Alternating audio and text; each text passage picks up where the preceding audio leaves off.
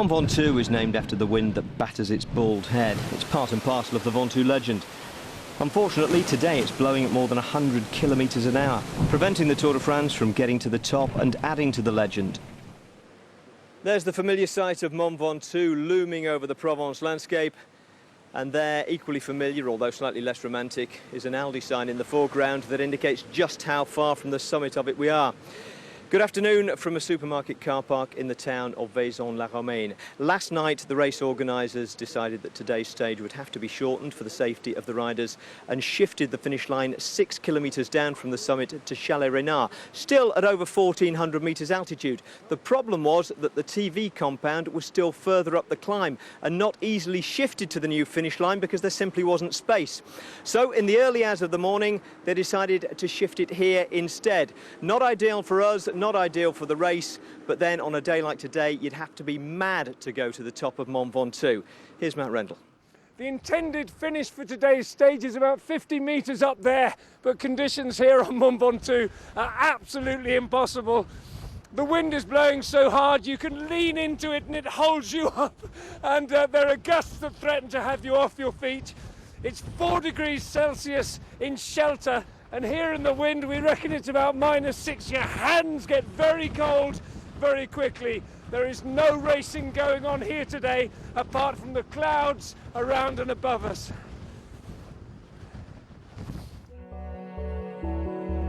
So let's just check today's amended truncated route map. Setting out from yesterday's stage finish town Montpellier, 178 kilometres long instead of 184, and with those 6k coming off the back end, the final climb is 9.7 kilometres long instead of 15, up to an altitude of 1,435 metres instead of 1,912. I don't think it makes a big difference because it's still 10 kilometers and it's really steep, and yeah, it's still really hard climb. Maybe the differences will even be bigger because because the finish is just after the steep part, and now for sure it will be really fast climb from the bottom to the top. So yeah, I think it's gonna be a hard day. I think a lot of the iconic images of the Tour de France is on Mont Ventoux. You know, it's really just from the photos, from the TV images, you can tell which mountain it is. It's so unique in the world of cycling, and yeah, to win, it's a pity we're not going all the way to the top. You know, because it is one of the iconic finishes of cycling, like the same as the Champs-Elysees. And winning at the Mont Ventoux would be something amazing. Exactly, yeah. Alessandro told me that the Sean Kelly won last time it was in Chalais-Reynard, so maybe it's a good sign for me. Chris and Nairo are the big favourites, but you know, it's got to just see what happens on the climb. I mean, they're never going to let me just attack by myself, so you know, I'm really looking forward to getting onto the base of the Ventoux and having a good go. What do you think about the stage of today? Yeah, I mean, look, it has to be this way. It's rider safety. I mean, not even the spectators at home want to see, you know, riders being blown off the side of the climb. So I think it's the safe decision. Now, Chris Froome wasn't speaking this morning, but he had his packed lunch with him and looked like he means business today. Daniel had a word instead with Sky Director Sportief Servaas Knaven. Yeah, it could be a really tricky and difficult day today. If the wind is like yesterday, it will be really nervous. So yeah, a lot can happen, I think. And if the run into the Ventoux is harder than normal, yeah, then for sure the climb will be harder as well. And we presume you'll be trying to put pressure on Nairo Quintana again. Yeah, but what we do is not to put pressure on, it's more to protect ourselves and the team and to keep Froome in a good position. And that means we have to ride hard. And to be honest, Froome yesterday, he had a pretty easy day. He was always protected and never in the wind, except for the final 12k. But of course, today is a day where Quintana could take time on Froome, or Froome could take time on Quintana. Today is the first real mountaintop finish, and yeah, after this day, we know a lot more. And the fact that we're not doing the whole of the Ventoux, how will that affect the way the guys approach the climb? Yeah, it could be a little bit different because I think normally they would wait a bit longer to the second part of the climb, to the open section. Yeah, that part isn't in, so yeah, if someone has to try or wants to try, has to do it earlier, which means could be a little bit more difficult as the climb is shorter. So the riders normally will be more fatigued after 10 kilometers of climbing, as now it's only 10 in total. So it could be a little bit different, but still I think the same riders will be on top there. And of course, possibility of action today on the flat like there was yesterday. That's why we're on an hour earlier, Chris. Also because we're going to be off slightly sooner because it's not going all the way to the top. Although you were one of the brave, hardy souls who did today. What was it like up there? It was quite an experience. I've never seen anything like it. We're standing here, it's nice and warm. Up there, 6 degrees, and the hands were absolutely freezing, and there's no way that you could ride around that corner. This is with just about 50 metres to go. Just on top of that rise is where the finish line is, and I could barely move from one side of the road to the other, never mind ride up there. OK, and this move down to the finish, people say, well, what's a few kilometres difference going to make? But it's about the hairline of the bald mountain, isn't it? The new finish at Chalet Renard is just below the tree line. It's still windy, and wind will take an effect even if it is in the trees. Headwind for the final 2 kilometres, which will kind of tend to shut things down if it's close. But it's still steep, and it's still a big chunky climb, and I think we have to see action there from Quintana if he's got any hope of winning this Tour. It's got to start now.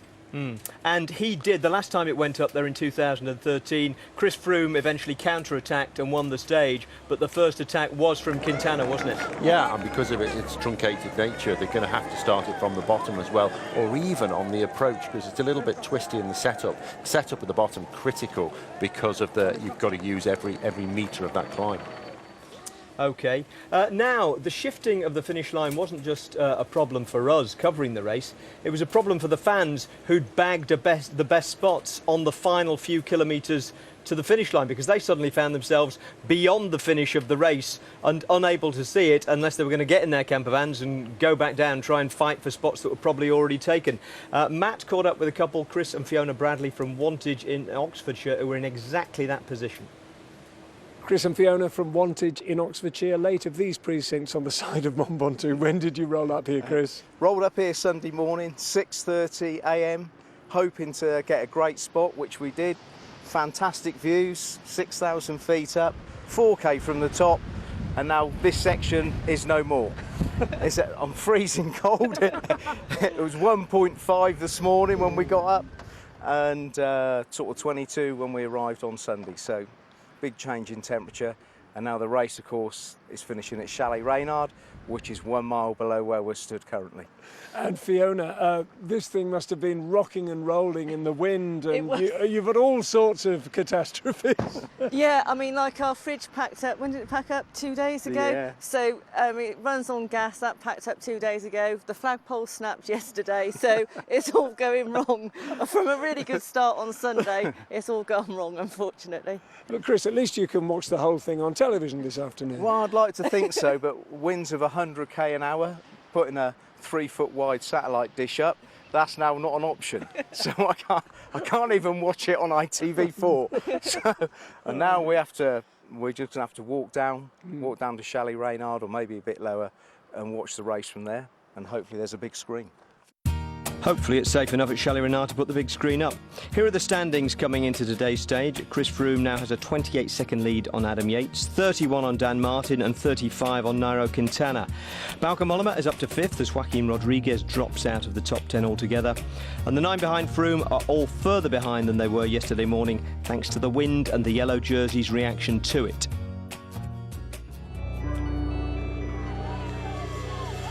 We talked all, this morning about the opportunity in a crosswind. You've got to remember, like Luke Rowe and Ian Stannard, they're probably the two blokes who woke up this morning, looked out the window, see the trees bent over, they were jumping up and down for joy. They were loving it. Everybody else is like, crosswinds. They were like, hey, let's go, this is it. Look at those flags. This is the perfect storm. 17k to go. Everybody thought it was going to be a sprint. Everybody settled down. And cab punctured. Surely that's the end of his day. He rolls to the side of the road. He's going to have to wait another day. Is this the end of his Tour de France? I wonder. They're such good classics riders, those guys. I think it just rubs off on Chris in terms of the confidence it gives him and his ability. He knows he's going to be in a good position. He knows it's highly likely he's going to miss an echelon. He's not going to miss a move. Froome, once again, is attacking in unexpected terrain for him. He senses an opportunity here. When he gets the opportunity, I think Chris is gutsy enough to see a chance and follow it. And then when G got across, G had to really he went pretty deep there to get across. Geraint Thomas is battling hard to get on terms here with Chris Froome and be of service to him and share the work. We're trying to race more, it's been a pretty aggressive race so far, and we might pay for it, we might not. But you can't like the sport and not enjoy seeing a bit of racing, That's why we got involved in the first place, isn't it? Chris Froome's holding absolutely nothing back. Nairo was on his own for a little while, wasn't he? And in a peloton, bouncing around. And Nairo Quintana is having to sprint to get on turns. He's too far back. They knew what was coming, didn't they? Sagan's gone, caught everybody in the way, apart from Froome and G. Big GC leaders are caught out by that attack. So yeah, I suppose you would be a little bit surprised. And what a rare occasion that was to see the green jersey and the yellow jersey on the Tour de France contesting a 1-2 over the line.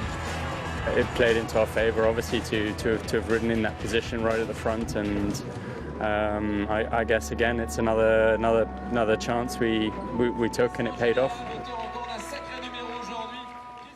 Well, unless it's taken something out of him today for the final climb, we will see. Having come on an hour earlier today, we're on actually earlier than the host broadcasters live picture, so you're not actually missing anything with all this build-up material. We're going to take a break though, and on the other side of it, the race should have begun on live television, and we'll be right with it.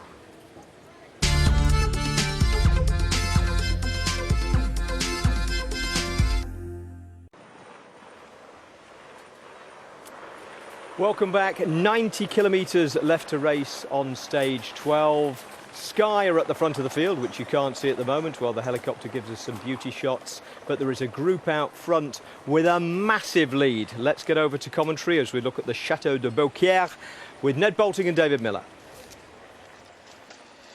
Thanks, Gary, and beautiful it looks too. There is the scene, sunshine on the banks of the River Rhône. And strong winds. That is not the only tricolour, French tricolour, you are going to see today being ripped from its mast virtually by the windy conditions that will dictate the way today's race unfolds. There's the River Rhône. We are deep in Provence and we are heading, at least in part, up the giant of Provence itself, the Mont Ventoux. It's going to be a very interesting day's racing today. There are two groups of riders who have established a big lead up the road. Last time we got a measurement of that advantage for the breakaway, it was over 18 minutes. And when we get live racing pictures, we'll be able to establish exactly what that is. 13 men in the first group on the road, including Andre Greipel and Brian Coquard, the two sprinters who will be thinking about an intermediate sprint that comes at 75.5 kilometres to run on today's shortened stage. And some other big name riders in there too, including the likes of Thomas de Gent, Sylvain Chavanel, Serge Pauwels, Sepp Van Marke and Danny Navarro. 13 men up the road then, they've got a very, very big lead, possibly already a definitive lead. We'll discuss that with 89.7k remaining of today's stage. And there are 5 riders trying to get across who are held somewhere in between the main peloton with the yellow jersey group that you're looking at now and the front of the race with 13 riders.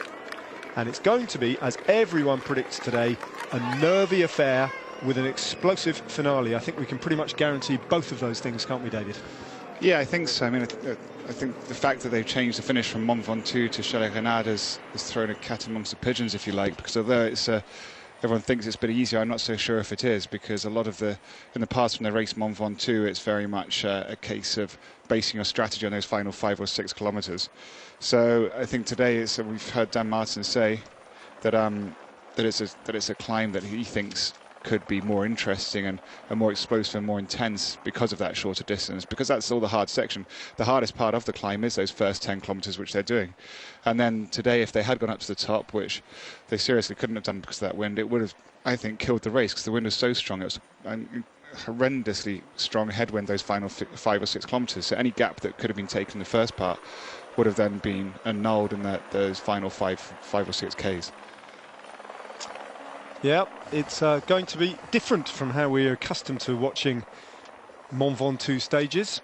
Those 6 kilometres will make a difference. Normally you have to wait until around about Chalet-Renard, I should say, where the race finishes today, and that's normally when you get the attacks. So they're going to have to happen further down the mountain.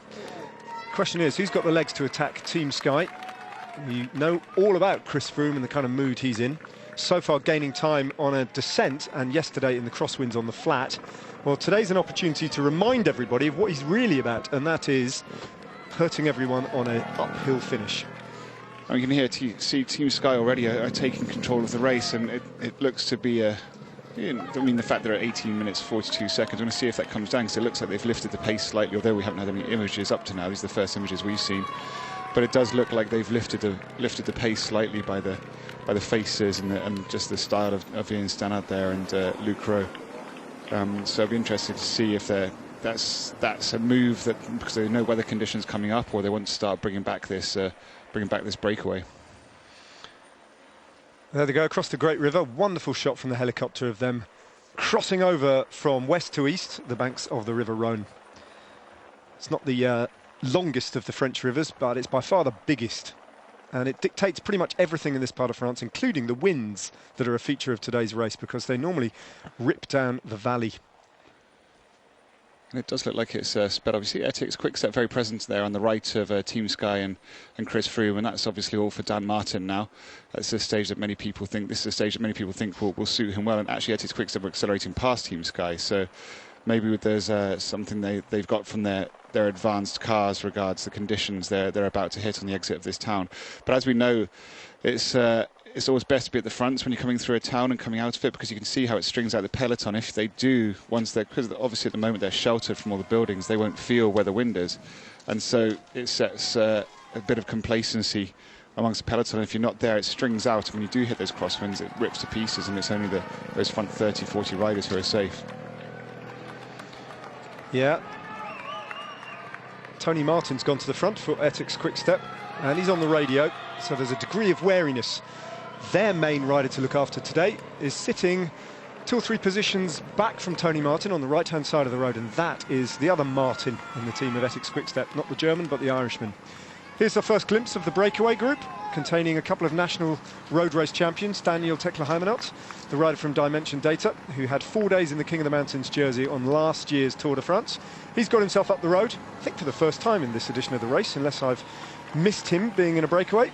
And André Greipel is doing what he often does, actually, in the middle week of the Tour de France. He's not had the stage wins that he was after, but perhaps this is an indication that Greipel wants to get more out of this race. He's going to have a tilt at the green jersey. It's actually a pretty interesting town, Saint-Rémy-de-Provence. It's which I only just learnt about. It's Michel de Nostradamus was born here, at the famous apothecary and doctor, and also this is where Vincent van Gogh was put in a psychiatric hospital. So that's a pretty weird couple of events that happened in this place. Actually, there's a lot of things today.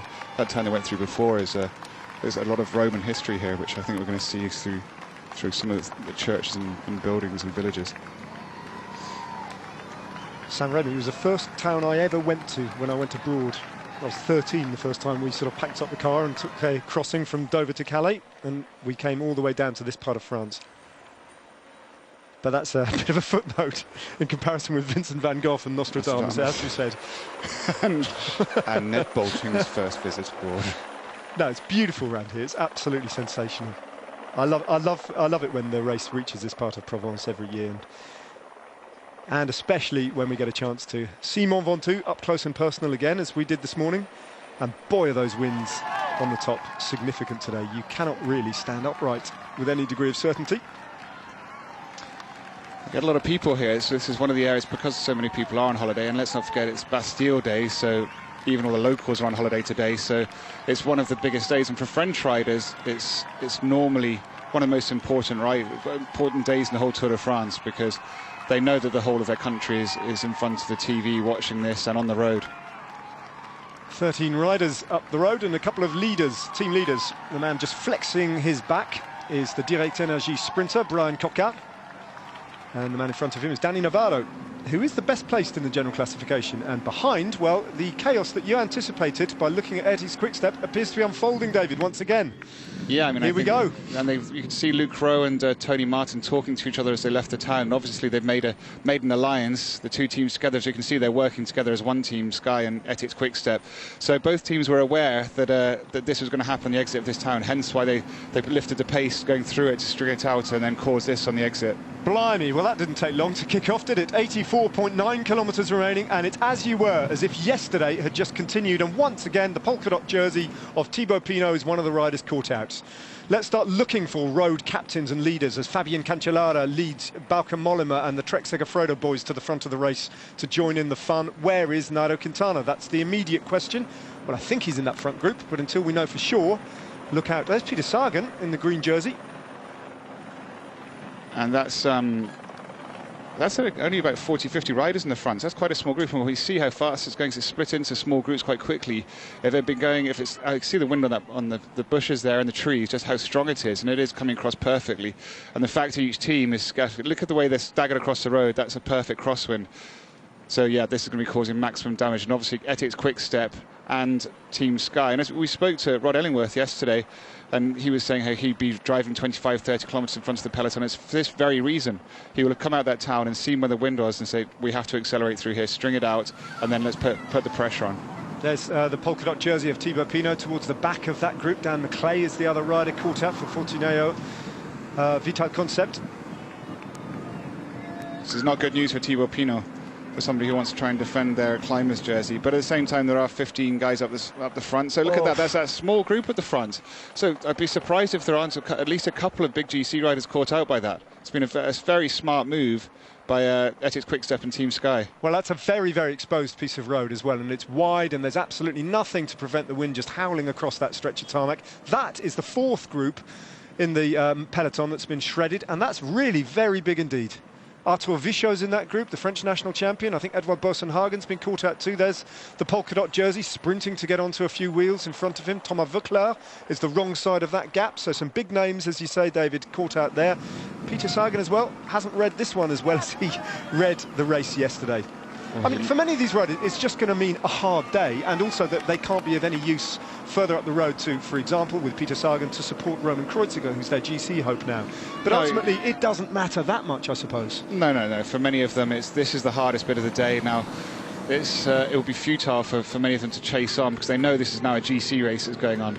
We can see all the teams, even Chris Froome's contributing again. That was Simon Gerrans that came through, Tony Martin. So they all realise how important this is, and there's no point in trying to take care of yourself and take it easy, because if you do that, you'll slip back through and find yourself being piped out the back as you're caught in the crosswind. So Nairo Quintana on the left there. Yep. So he's doing fine. He is doing absolutely fine. He's going to be hating this, though. That, make no doubt of that. He gave some quotes to the French press that were rather surprising, given what happened to him yesterday and the fact that it was a thoroughly entertaining bike race. It wasn't entirely to Quintana's liking, and he was complaining to L'Equipe newspaper about the organisation and the fact that they almost contrive these situations in the hope that the crosswinds will blow, and it's not fair on the riders and it's dangerous. I wouldn't necessarily suggest that everybody would concur with Quintana's opinion, and I don't know, what do you think, David? Does he have some justification in suggesting that perhaps it's a bit of overkill? Not really, no. It's bike racing. I mean, the majority of these guys hate going up mountains and summit finishes. It's each rider has their speciality and has to understand they're going to have a lot of things that aren't their speciality that they have to deal with. That's stage racing. It's stage racing. That's the idea of stage racing. You find out who's the best at doing everything. And Chris Froome so far is proving to be that rider, hence why he's in the yellow jersey. And if Nairo Quintana wants to be in the yellow at the end of this race, he has to excel in every single area. A couple of the giant Alpecin riders are dropping back to an echelon further down, including Tom Dumoulin, which might suggest to me that Warren Barguil is among the riders who've missed out and been dropped into that echelon further down the road. Certainly going to have to defend his GC position today. They've got only one target today. It is a much simpler picture in some ways than yesterday's race, which was a confusion of sprint trains and GC ambitions. No, today's much more a GC race, because all the riders who are capable of winning the stage today are the riders who are racing the GC. So that's all we're going to see. So we're not going to get that mixed bag of teams up there with different objectives. There's only one objective today, and that's for these teams racing in the crosswinds to make sure their GC or climber is ready for and prepared in the best position come the base of Mont Ventoux. Yeah, Laurens ten Dam, Simon Geschke, Tom Dumoulin. There's Edouard Boasson-Hagen for dimension data. There's Dumoulin, and that is the man we were just talking about. That's Warren Barguil, so he definitely missed out in that echelon, hence the reason why his team have dropped back in large numbers to look after him. Starting the day 3 minutes down in the general classification, Warren Barguil.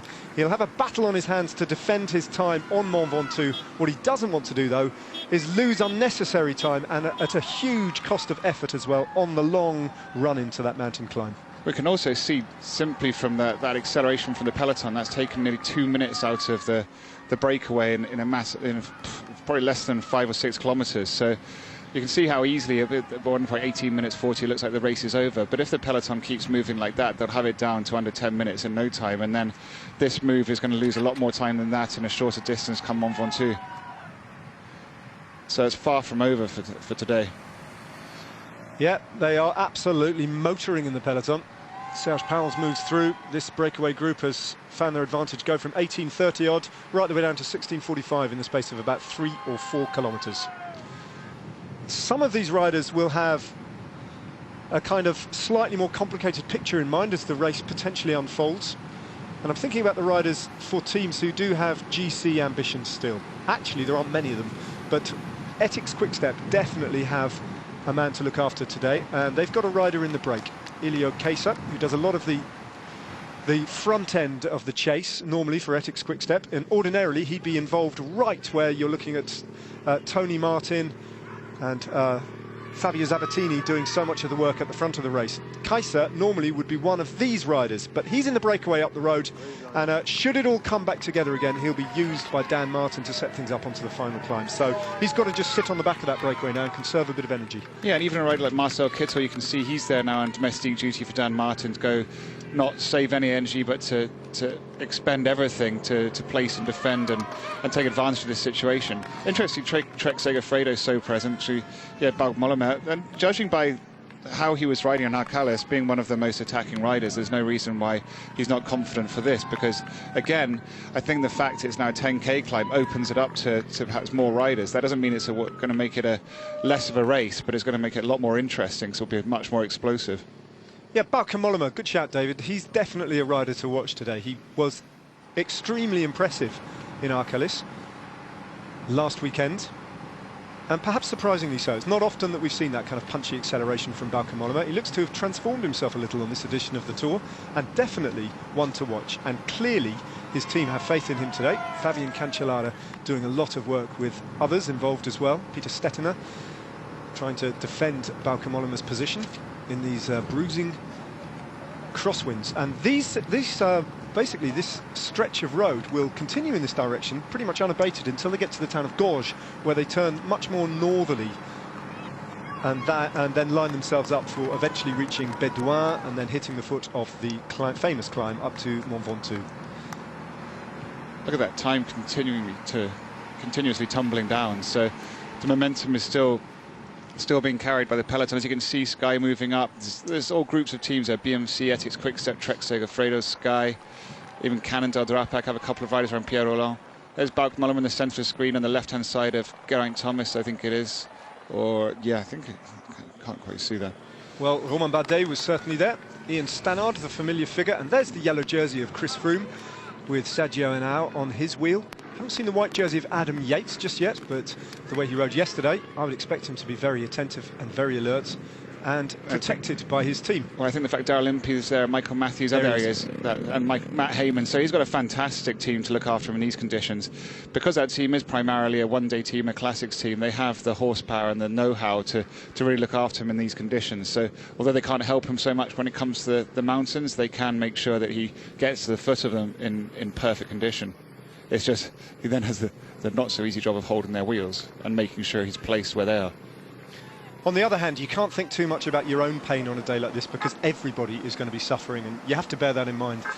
Yeah, 100%. You have to just you have to race it. You can't conserve energy at this point, which seems counterintuitive, because for most of these guys on a stage like this, they want to make sure they save as much energy on the lead into the climb. But if they do that and try to do that at a moment like this in the race, they'll find themselves out the back being dropped as they put themselves in a precarious situation at the rear of that group. And that group, that's a very small group, and all the GC riders will be very happy with that. 16:08, that continuously tumbles down. 16:05. Right, there's 1 kilometre to go now until the only intermediate sprint of the day, and there's only 2 riders who figure in the green jersey competition at all in this group of 13 riders who have a 16-minute advantage. And they are Andre Greipel and Brian Coquard in the black shorts with the yellow trim for Direct Energie, just bouncing on his pedals and tracking the move of the white jersey and the much bigger frame of the German Andre Greipel. Yet to win a stage on the Tour de France on this edition, Andre Greipel. And Brian Coquard yet to win at all, but getting closer. They start the day, these 2 riders, in the green jersey competition in 6th and 7th place respectively. Coquard slightly better off than Greipel. 112 points to Brian Coquard. For Brian Coquard, 99 for Andre Greipel so far. Are they going to sprint, David? Is this what they're here in the breakaway 4? There's no reason why not. I mean, I'd be surprised if Greipel and Coquard didn't, but at the same time, is it really necessary? And let's see if the other Lotto Soudal rider Thomas de Gent leads him out slightly. Doesn't seem to be too much. There we go. Ilya Case there is defending points for Marcel Kittel in the green jersey competition, the Ethics Quick-Step rider, so he's gone early. Coquard's really going for it, so is Greipel. So no, they are taking it. Look at Greipel go. It looks like Greipel gets there ahead of Case, with Coquard possibly relegated to 3rd place. And it's one of the Lotto Jumbo riders going for points as well to presumably defend the position of Dylan Groenewegen. Well, that was a bit of early action, but most of the real action is happening further back down the road. These 13 riders have a lead that is coming down all the time because it's all kicking off behind them in the crosswinds once again in Provence. If you thought Provence was all gentle sunny afternoons, rosé wine, olives and relaxation, think again. This is going to be a stressful day all the way to the finish line, halfway up Mont Ventoux.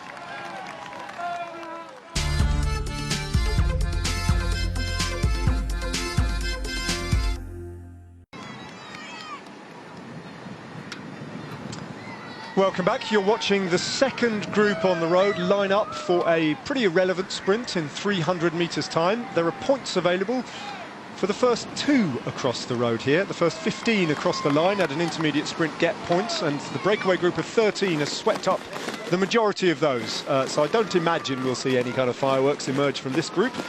And just to mark your card about who's in this group, the man leading the way from Astana is the talented climber Diego Rosa, and it's possibly significant that he is in a breakaway up the road. Cyril Gauthier is the AG2R Mondial man, the man who has moved from Europe Car this year and rides for the new outfit, also a French team. Paul Voss is in his 5th breakaway so far of the Tour de France, and he's trying, the Bora Argonne man, to get himself the Baroudeur prize, the king of the breakaways, for the rider who, by the time they get to Paris, has been in breakaways for the biggest number of kilometres. I think he sits in 2nd place to Greg van Avermaet in that competition before today, but he might be in 1st place at the end of the day. They're also joined by Tom Jelte Schlachter and Georg Preidler, the Austrian time trialist from Giant Alpecin. Meanwhile, Ethics Quick-Step are still putting the pressure, along with Trek Segafredo at the front of the yellow jersey group, and so it hasn't really calmed down at all. And that is the reason why the advantage continues to tumble down. Another minute's been wiped out as Julien Vermont, the Belgian domestique for Ethics Quick-Step, with his head bent to the side from the effort involved, lines up in front of Marcus Burghardt from BMC. So you've got so many big teams now with powerful riders getting involved. Well, it's the perfect situation for Team Sky, because although they were controlling the peloton before, as their responsibility as yellow jersey, you can see here the Group Barguil, which also has Thibaut Pinot and Peter Sagan, and is almost a minute and a half behind the yellow group of Chris Froome. So, and if you to put it in perspective, it's been only 25 kilometres, 30 kilometres since the echelon started, and they've taken over 4 minutes out of the breakaway. So you can see how fast that gap can come down when the peloton really fires up. And for Team Sky, that's perfect, because instead of having to have the responsibility of just controlling the race and wasting energy and positioning, now that move from Ethics Quick-Step and Team Sky, who set it up, has now given a fresh impetus to that group, because it's down to 30 or 40 riders. Most of the big guys are there, and it looks like Ethics Quick-Step, BMC, Trek Segafredo are taking control of the race themselves, chasing the stage now. So that Team Sky going to lead them to that because they don't need to chase him. This whole situation as it stands is perfectly safe for them on GC, and so they pulled out. They said, no, we don't need to ride anymore. It's, if you guys want to bring this back, you bring it back. And that's the perfect situation for Team Sky, because also that what was a peloton of over about 150 riders, and a little bit sketchy and scared after yesterday because of the wind conditions today, is now reduced to around 40 maximum, I'd say, around 40 anyway, and that puts them in a really controlled situation now. It's going to be very difficult for them to be caught out. They can just group around Chris Froome, let the other teams chase this down, and essentially put Chris Froome in an armchair to the bottom of Mont Ventoux. Chris Anker Sorensen, a rider from Fortuner Vital Concept, formerly of course of Saxo Bank back in the day, and a mountain domestique for Alberto Contador. That's how we know him, but these days he's dropped down a division and rides for a pro-continental team, a second division team. The same team, in fact, as Dan McClay, who you might be more familiar with previous editions of the Tour de France as being the Bretagne team. Well, they are the team of Fortuner these days. Bit of archaeology as well. Is that Roman, David? Ancient city of the Roman Empire, yes. It was to reach its apogee around the time of the first Roman Emperor Augustus. And it was actually, but it went back much older than that. It was founded in the First Iron Age, and then was actually Greek, more kind of Greek architecture, based mainly on Marseille, before the Romans took it over and made it their own. But then when the Roman Empire collapsed, it collapsed with it, and much of the stone was then taken and used for the surrounding villages, and this was lost and only excavated about 100 years ago, I think. So. That's amazing, isn't it, how intact those columns are? Talking about old and ancient, Mont Ventoux, and especially on a day when it's being battered by 100-kilometre-an-hour winds, everybody thinks that that's named the Windy Mountain, the French for wind being vent, as you can see there, being ably demonstrated by those treetops. Not necessarily true, actually. It's just a happy coincidence. It's in fact believed to be named after a Gaulish god from 2 AD, going right the way back to those years that I'm sure you remember. Who was called Vintour, and that has been transmogrified through the years into Ventoux, so doesn't mean Windy Mountain, but it kind of does. As we go past the Saltire of Scotland, David Miller, a country that also is familiar with windy conditions. It's beginning to do a little bit of damage to this breakaway group as well. Sepp van Marken driving things on, and a bit of a battle just to remain in contact. Well, I think they're realising that the peloton is closing in extremely fast, and so if they just continue the pace they were at, they'll probably get absorbed even before the foot of the climb. So if they want to stand any chance of hitting the slopes and making it up, and maybe for a rider like Serge Pals, who can climb on this day, make it to the top, then they've got to lift the pace now. And talking of Mont Ventoux and the wind and the fact that the race has been shortened this year by 6 kilometres and will finish at Chalet Renard, to many people's disappointment, although it might produce a better race, let's see. What it does mean, without any doubt, is that it will pull up some 5 kilometres short of the memorial by the side of the road to Tom Simpson. Now, anybody who's ever ridden up the mountain will have noticed this stone just by the right-hand side of the road with a kilometre to go, which marks the spot where Tom Simpson died on the 1967 Tour de France, 49 years ago and one day, on the 13th of July. And David, I remember you riding up in 2013, has to be said, not at the sharp end of the race. I think you were a little way off the back, and but you did take a moment or two just to doff your cap as you passed the Tom Simpson Memorial. What would he have meant to you as a rider?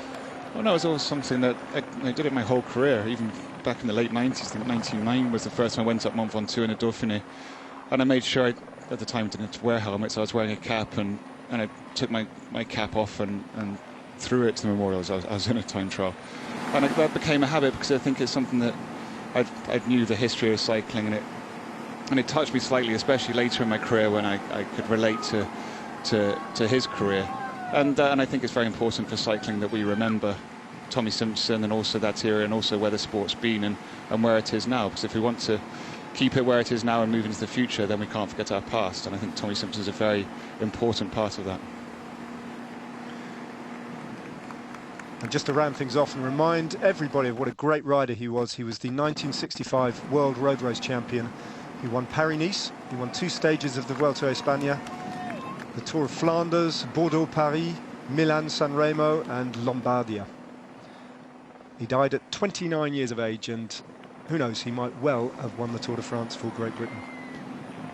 So now we have AG2R that are taking the front. So again, this with teams just taking their turns. They see the opportunity that has arisen. And in 13:37, so that's 5 minutes they've taken off in under 40 Ks. They're probably about 30 Ks actually, so we can see how fast going. We'll see the group in the distance. How big it is as well. Well, they'll have been catching groups, so that's often what happens in this situation. From that initial phase of destruction when they came out of Beaucaire and at its quick step and Team Sky Road, it strings it all out, it splits up into many groups, but as the kilometres go on, those groups start to get repacked together and become one stronger element again, and they'll find, and then their organisation will take over and certain teams will take control. Oh, wheel change for one of the Astana riders, just getting back on. Was it Jakob Fuglsang? Not entirely sure. 65.3 kilometres remaining. And that's the worst time. I mean, that will be the big fear for all these GC leaders. If they puncture now, there are no team cars in between, as we saw from that long shot. It's the gap between these two pelotons, these two groups, isn't sufficient enough to allow the team cars to come through. So they're totally reliant on that Mavic neutral support vehicle. And so I'm sure they're all briefed at the moment. They'll have heard on the radio, keep your eye on the team leader. If he has a problem, give him a wheel.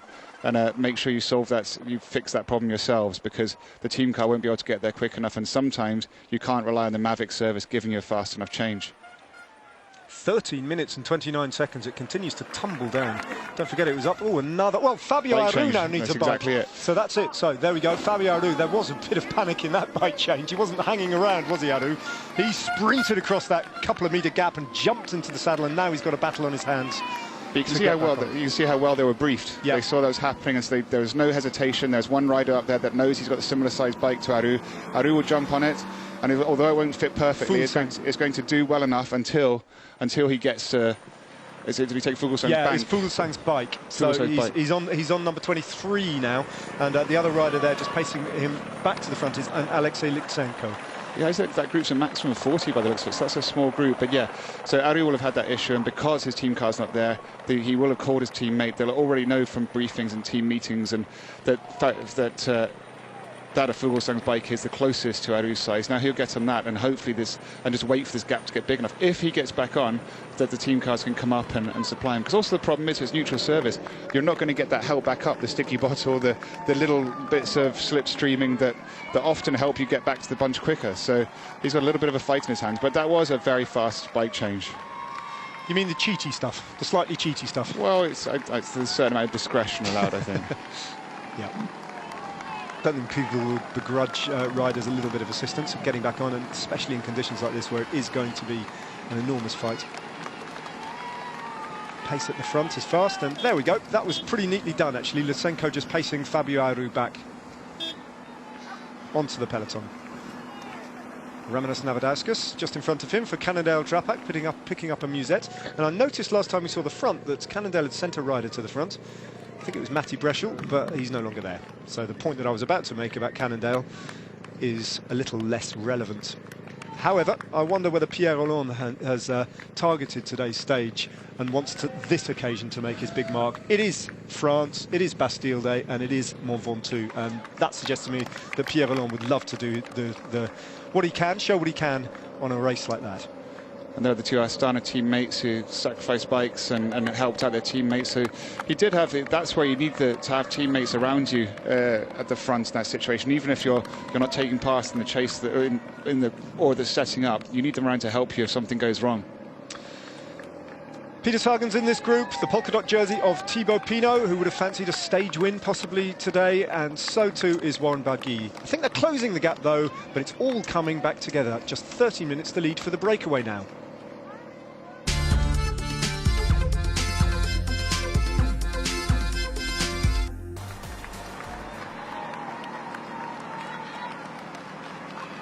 They're battling a little of a headwind section at the moment as they continue to rumble through these Provençal villages to huge crowds on this national holiday, Bastille Day in France.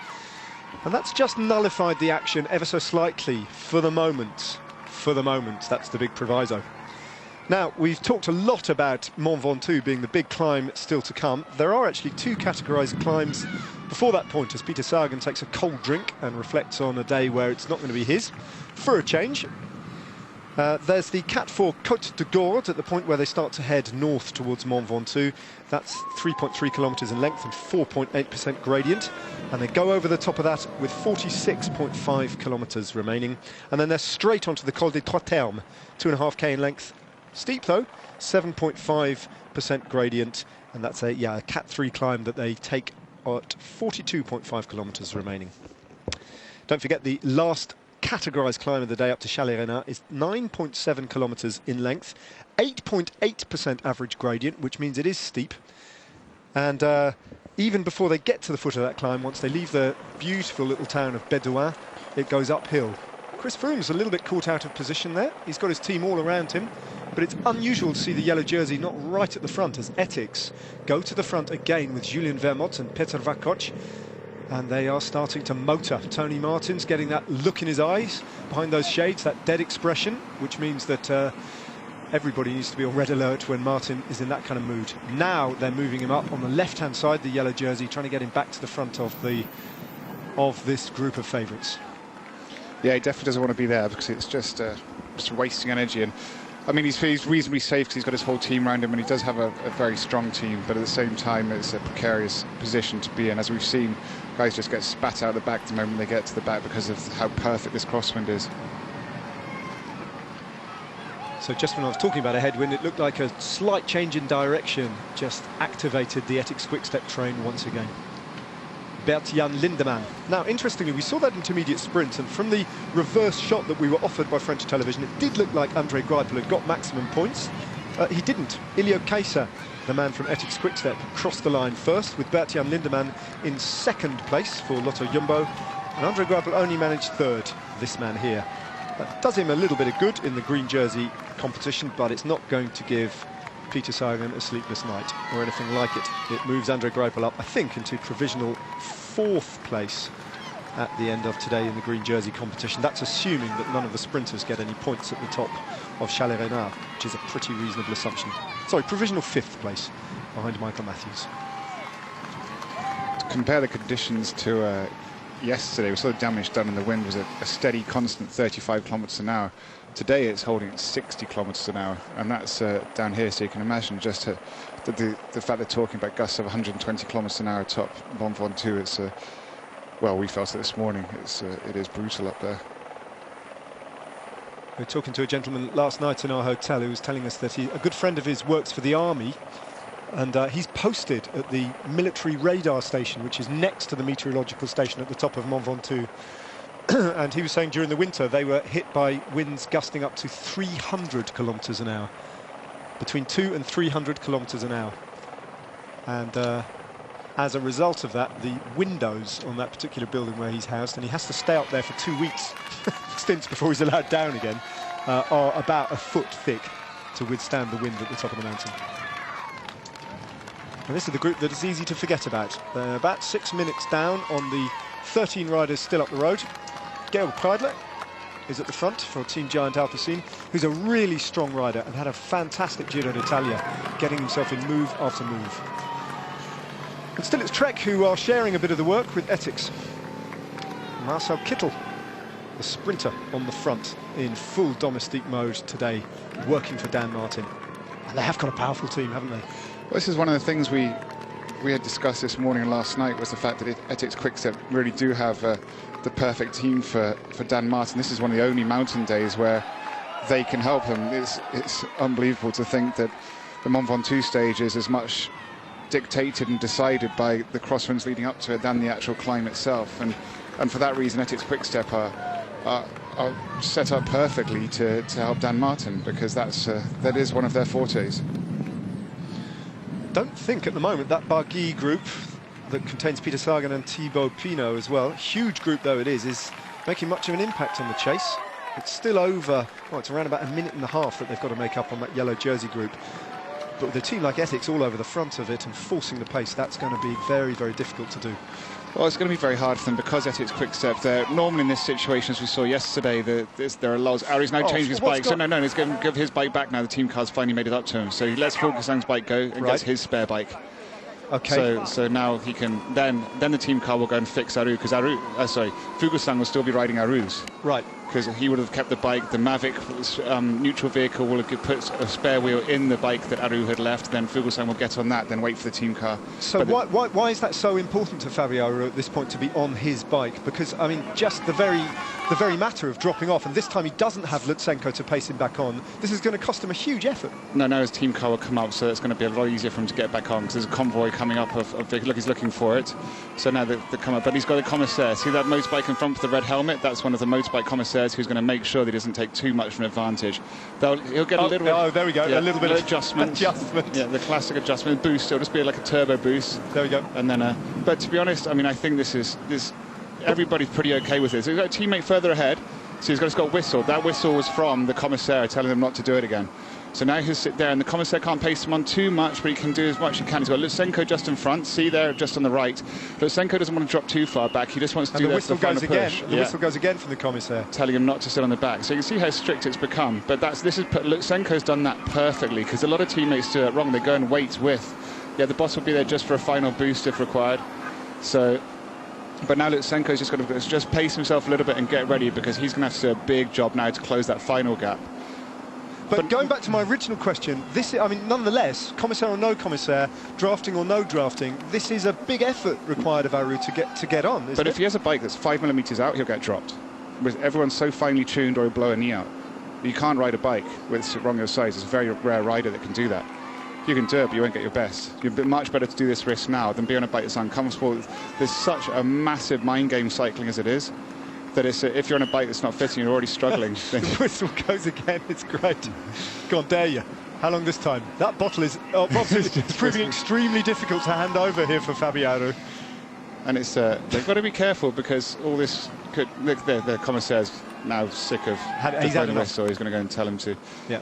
But I mean, there could be, at the end of the day, there could be a monetary fine, a couple of hundred Swiss francs. It's always handed down in the fine. But worst case scenario is he gets time docked here. Yeah. Here we go.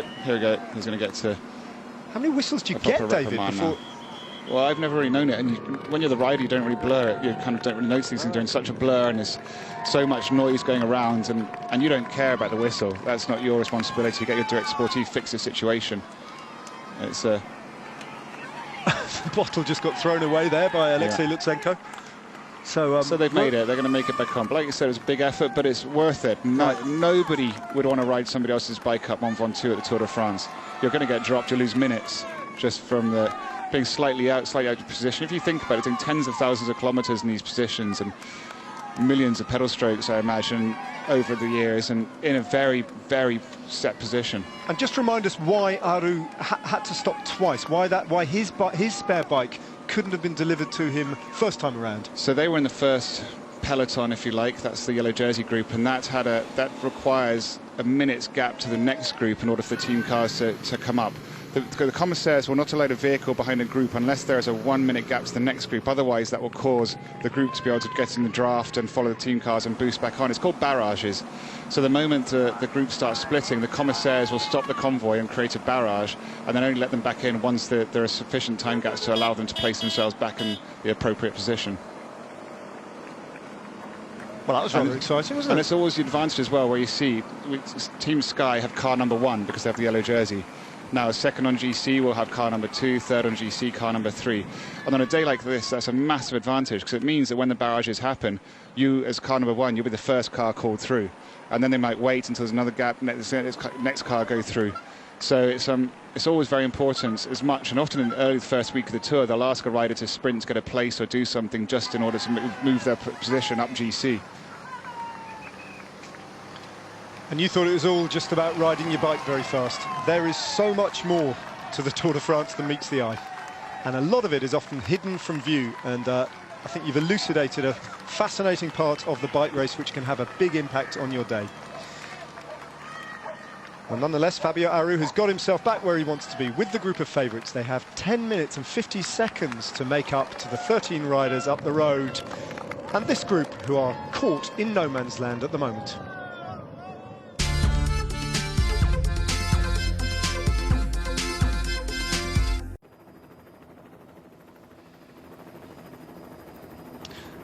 Welcome back. The breakaway are bearing down hard on the first categorised climb of the day, the Cap 4 Côte de Gourde.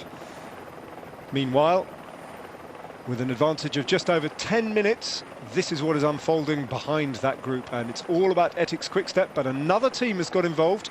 Trek Segafredo have been keen to help out the pace setting by the team in blue, but there's another team in blue with the green helmets who are interested in sharing the work now, and they are Adam Yates' team, Orica Bike Exchange. And I wonder why that is. I don't think Monkeys has made this group from what I've seen, which means that they're now riding to consolidate the white jersey, the young riders classification, because this is an opportunity for Adam Yates to take a big chunk of time out of his competitors in that competition. Yeah, Adam Yates has got kind of three ambitions, I guess, on what remains of the Tour de France, and there's an awful lot of climbing still to come.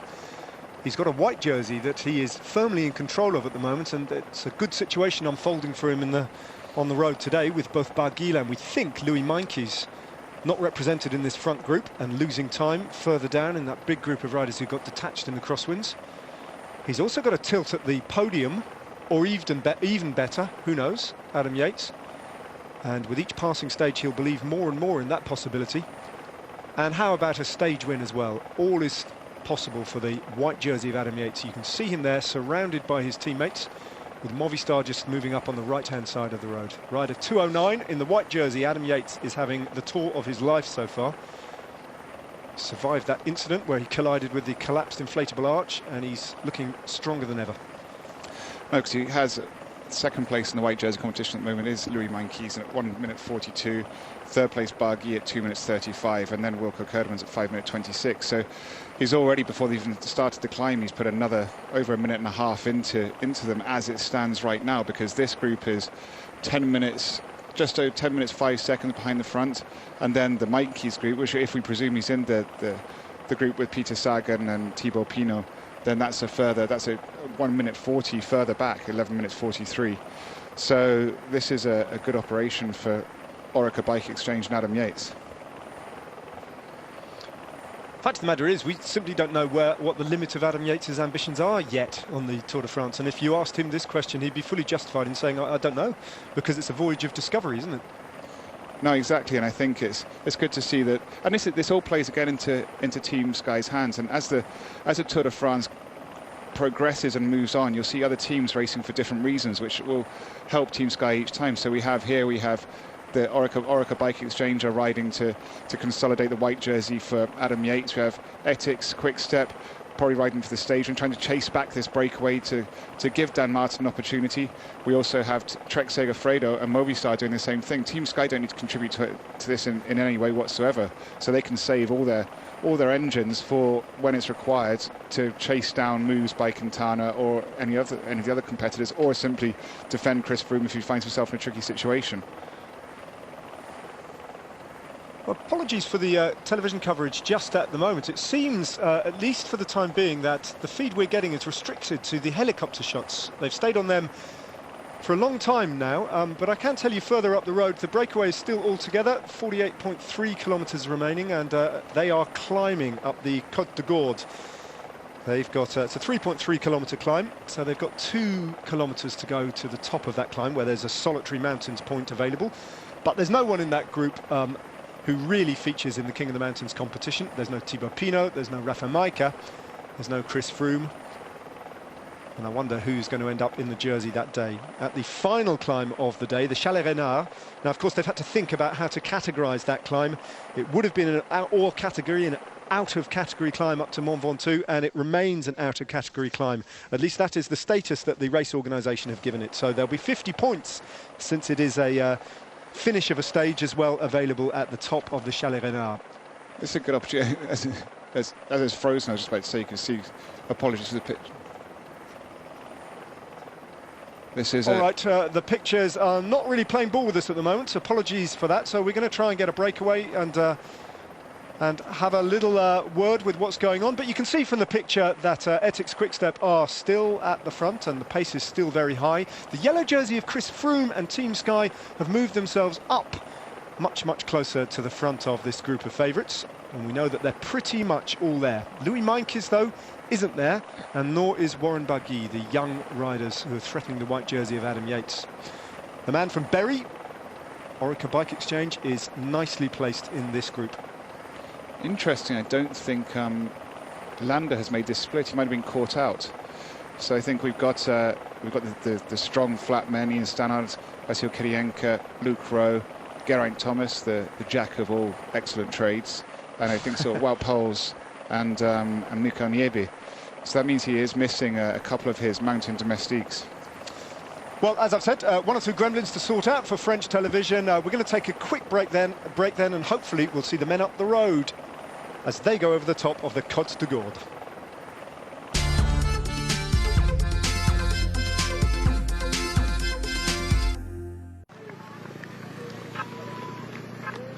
Welcome back.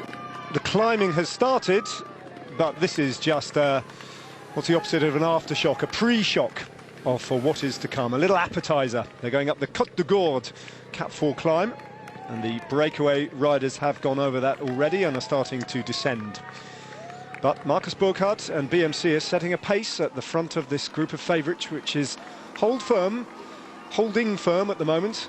It's a bit of a struggle now for some of the Etixx Quick-Step riders who are setting such a brutal pace to the foot of this climb to hold on at the back. We saw Marcel Kittel and Fabio Zabatini struggling a little bit towards the back. Their work is done, but further Etixx Quick-Step riders just move up to take their place at the front, and Trek Segafredo seem determined with Bauke Mollema and Fabian Cancellara to join in the fun at the front.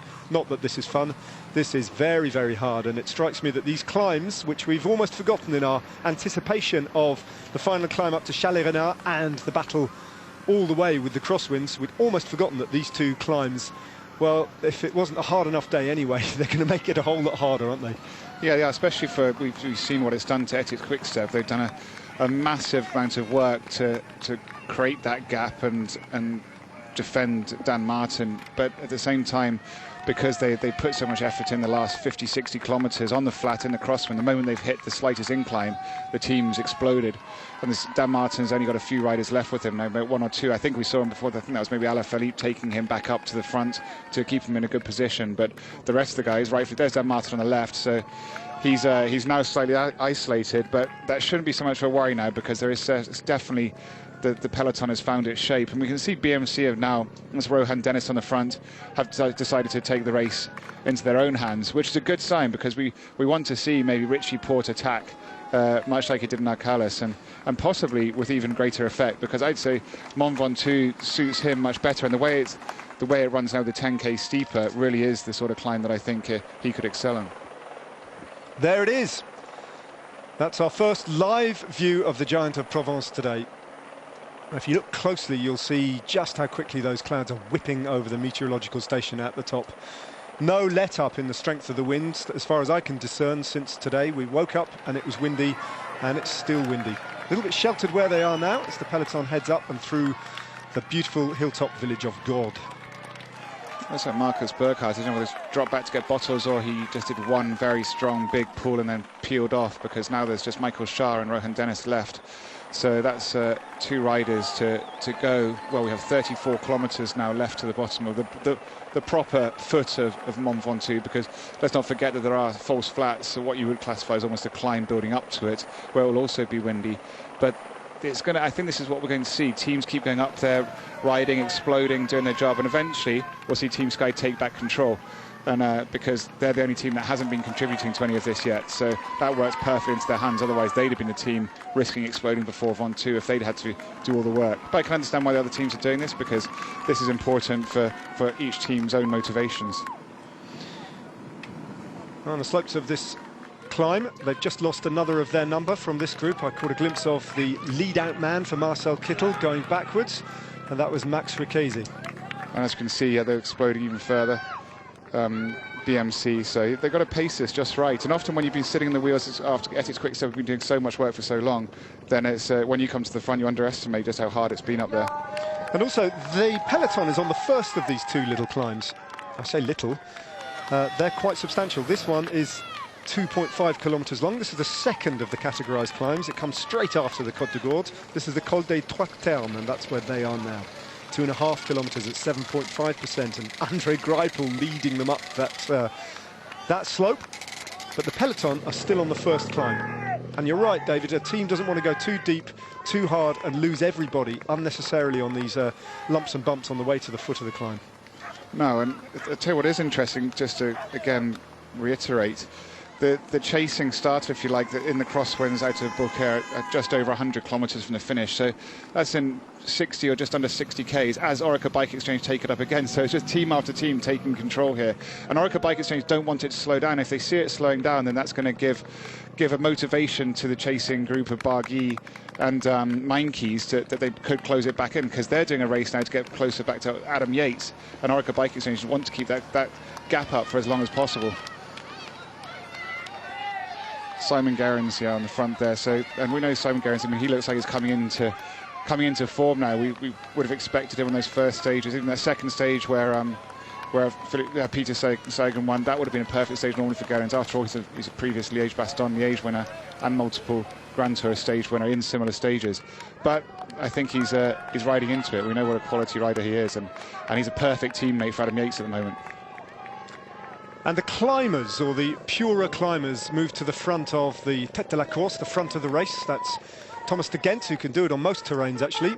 But Steph Clement in the colours of I Am Cycling, and the man on his wheel, Chris Anker Sorensen, well, they are climbers. Andre Greipel certainly isn't, and he's got a distinctive way of getting up a mountain. Look at that. But it goes to show the quality of the rider in Andre Greipel. Oh, he's immense, isn't he, on terrain like this? Yeah, on his day he can climb quite well. I mean, obviously never with the actual climbers, but no, he can hold his own very respectably. He was in a breakaway this year on the Tour of Flanders, and people were wondering, why, if you can ride like this, why don't you try and win Flanders one day? Edward Toons is the latest rider to just find the pace a little bit too hard, and Trek Segafredo have a lot of their big men just labouring towards the rear of this group. Tony Martin as well, dangling dangerously close to the back of the group of favourites. Edward Toons do well to get back on here. If they can get over this one and the next one, I mean, they just need to hang on, and maybe Simon Gerrans, and you can see he's stringing out. So there's still Simon Gerrans on the front, and that's all teams used up apart from the last remnant being Simon Gerrans, and the whole of Team Sky now are getting ready once he pulls off to take back control of the race. And it'll be interesting to see whether they slow it down or whether they push it on and make the race as hard as possible. It might probably be safer for them to throttle it back a bit in order to save as many guys as possible, to give Chris Froome the maximum amount of teammates for as long as possible.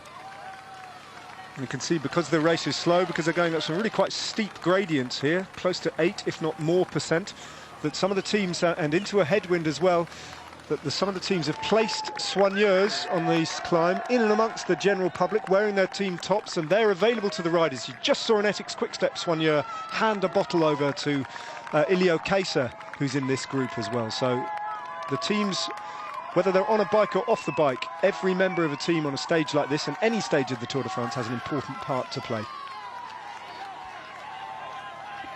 Now, this is real Tour de France territory now, isn't it? National holiday, bright sunshine, and we're heading into the Alps. Over the top of the first climb of the day, the Côte de Gourde, goes the main peloton. And meanwhile, the front of the race, the breakaway group, are still climbing the second climb of the day, the Col des Trois Termes. So as I was saying, it would be of great interest for as many of the Ethics Quickstep riders and the Orica Bike Exchange. We saw Tony Martin and Matt Heyman of each respective team on the back there. And there's also a few Trek Segafredos. If they've just got over that one, if they can get over the next one, which isn't quite as long, although classified slightly harder, it's 2.5 Ks at 7.5%, they can then go back to the front and really squeeze the last bit of energy out of themselves to try and set it up and bring as much back as possible for their team leaders. If they try and contribute now, they risk blowing themselves up, and because it's still a fair way. So they've still got about 20 kilometres from the top of the next one to the foot of Ventoux. Well, after all that action on the hillside and all those madding crowds, we can relax and look at some of the architecture around here. Just noticed that Thomas de Gent got himself maximum points at the Cat 3 Col des Trois Termes. Haven't had confirmation of who scored the single point at the Côte de Gourde. get that to you as soon as I can. But Thomas de Gendt got himself 2 points there. He moves up to 38, possibly 39 if he took that extra point. Hasn't improved his standings in the King of the Mountains competition significantly. He's still in 5th place, but he is a player, and who would bet against, or certainly we would expect Thomas de Gendt to be in more breakaways before we reach Paris and trying to pick up points in the King of the Mountains competition as well. 41.6 kilometres remaining. Back with the helicopter. It's the chasing group. This is the big group off the back, the 4th group on the road, and this is the 3rd group on the road, starting to climb the 2nd climb, the Col des Trois Ternes, and still it's Simon Gerrans on the front. So yeah, Simon Gerrans, it'd be perfect for him to try and just push it all the way to the top of this climb at a good pace. So it's in his interest as well not to blow out Tony Martin, Matthew Heyman, the Trek Segafredo guys that are left, because that way they can then come back to the front and contribute and help him in his chase. And here's one of the Ethics quick step riders who did do most of that damage. So his work is done for the day now. Richese, that was? Well, apart from climbing Mont Ventoux. Max Richese, who, much like Fabio Zabatini and Marcel Kittel, doesn't really like it when it goes uphill, did his bit, and that's all you could expect of him, as Cyril Gauthier from AG2R Le Mondial, one of those 5 riders stranded in no man's land, comes back to the group of favourites, and he'll be looking around now, as you can see, to spot where his team leader Romain Bardet is. And I wonder if he sat up significantly earlier than the rest of that group of 5 to do just that. They've placed a rider up the road, AG2R Le Mondial, in Gauthier, and now he can work for Bardet. There's another AG2R La Mondiale rider towards the back of that group. You can see Jan Bakelants, and congratulations to him. Jan Bakelants became a father yesterday, I think it was, to baby, what's her name now? Got to get her name right, for heaven's sake. She hasn't been around for that long before I managed to, Julia, baby Julia. And she arrived 2 weeks early. I should imagine Jan Bakelants would have expected to be there for the birth of his daughter, but he wasn't. To see Matt Heyman off the back of the Paris-Roubaix winner this year, and an excellent rider, the fact he's still there on what is turning into quite a hilly day just goes to show, and he knows he can see his teammates on the front. He's not just going to sit up, he's going to keep battling to try and hang on, so as soon as the climb ends. And it's where Gerrans would be better off slowing down a little bit and not dropping that teammate so that he can come back up and help. I think Heyman might have gone, maybe. Yeah. but again, you can see the riders. Tony Martin's just hanging on there. These riders, these are all the riders that have already done the work beforehand. Marc-Élie Desart, another classics man, much like Matt Heyman, isn't really suited to the climbs. There are a couple of Cannondale Drapac riders there who, once it goes over the top, and Tony Martin sat up, so he's finally exploded. So again, this isn't. This is going to slow. It's hard to tell. Although Simon Gerrans is speeding up the pursuit now and blowing these riders out, so you can see the time gap continuously comes down in the break. There's a chance that when he gets to the top, when he stops riding, there'll be no one else to ride apart from Team Sky, who are within every right just to slow it right down and economise it, unless they want to go for the stage win. But it really wouldn't be in their interest, because that would open up a different race. They're almost better letting it go out again and turning it into solely a GC race behind. Nairo Quintana safely tucked in, around about 10th place in that line. The yellow jersey's right up the front as well. Still Ian Stannard is there. Luke Rowe behind him, Geraint Thomas, Vasyl Kirienka. So their 4 big men for the flat roads are all intact, and they'll need, Chris Froome will rely on them once they get over the top of this climb and start to head down towards the base of Mont Ventoux. And that goes to show this is the second group, the Barguil group, and the Mine Keys also, the green jersey and mountains classification. So they're chasing. They're almost over 2 minutes behind now, I think. Well, no, this is actually that's Ilio Keiser. We're looking at the front of the race, so that is that Ethics Quickstep rider has gone over the top of that climb and attacked a little bit.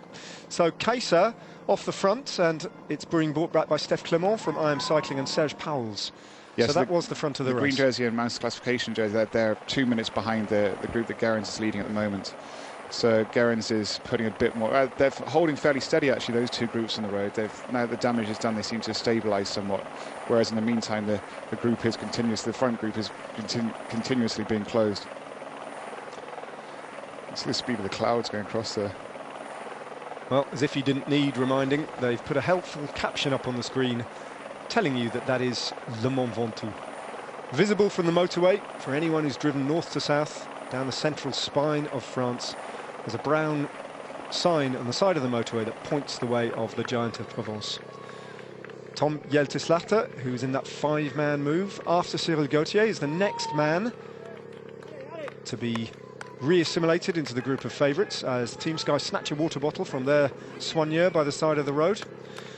Now, it would be of interest, actually, if Pierre Rolland's being Bastille Day and the climber that he is, he doesn't have so many opportunities to go for a stage win. It would be in his interest to put his teammates to the front. He's got 3 teammates in there, actually 4 now with Slatja. So instead of just sitting in there, I would have thought that they would contribute to the chase. So it'll be interesting to see if they do that or not. Pierre Rolland finds himself 5 minutes and 16 seconds down in 17th place in the general classification, so he would be allowed to get up the road and take a stage win, at least within a certain measure. Well, it means that if he attacks in that climb, the GC riders won't jump on him immediately because he's no GC threat. Yeah. So it will be in his interest to close this gap down and attack early on Ventoux and hope that he gets a little gap while they pause and look at each other before the GC race starts. Because I think if the GC race starts in the Ventoux, he's not going to be able to stick with them normally. And to a certain extent, you wouldn't want Pierre Rolland to take a big chunk of time back in GC and propel himself up the standings and threaten the podium places. So it's a tricky one for him. 5 minutes probably not really quite enough of a gap. But I think it is for Ventoux because it's not going to take that much time. I mean, the max we take would be probably up to a minute if he attacked on that final climb, which is no threat whatsoever to the GC. But you do, nonetheless, as we watch Paul Voss from Bora Argonne, also he's the next one after Gauthier and Slachter to get reeled in, and Georg Preidler not long after him.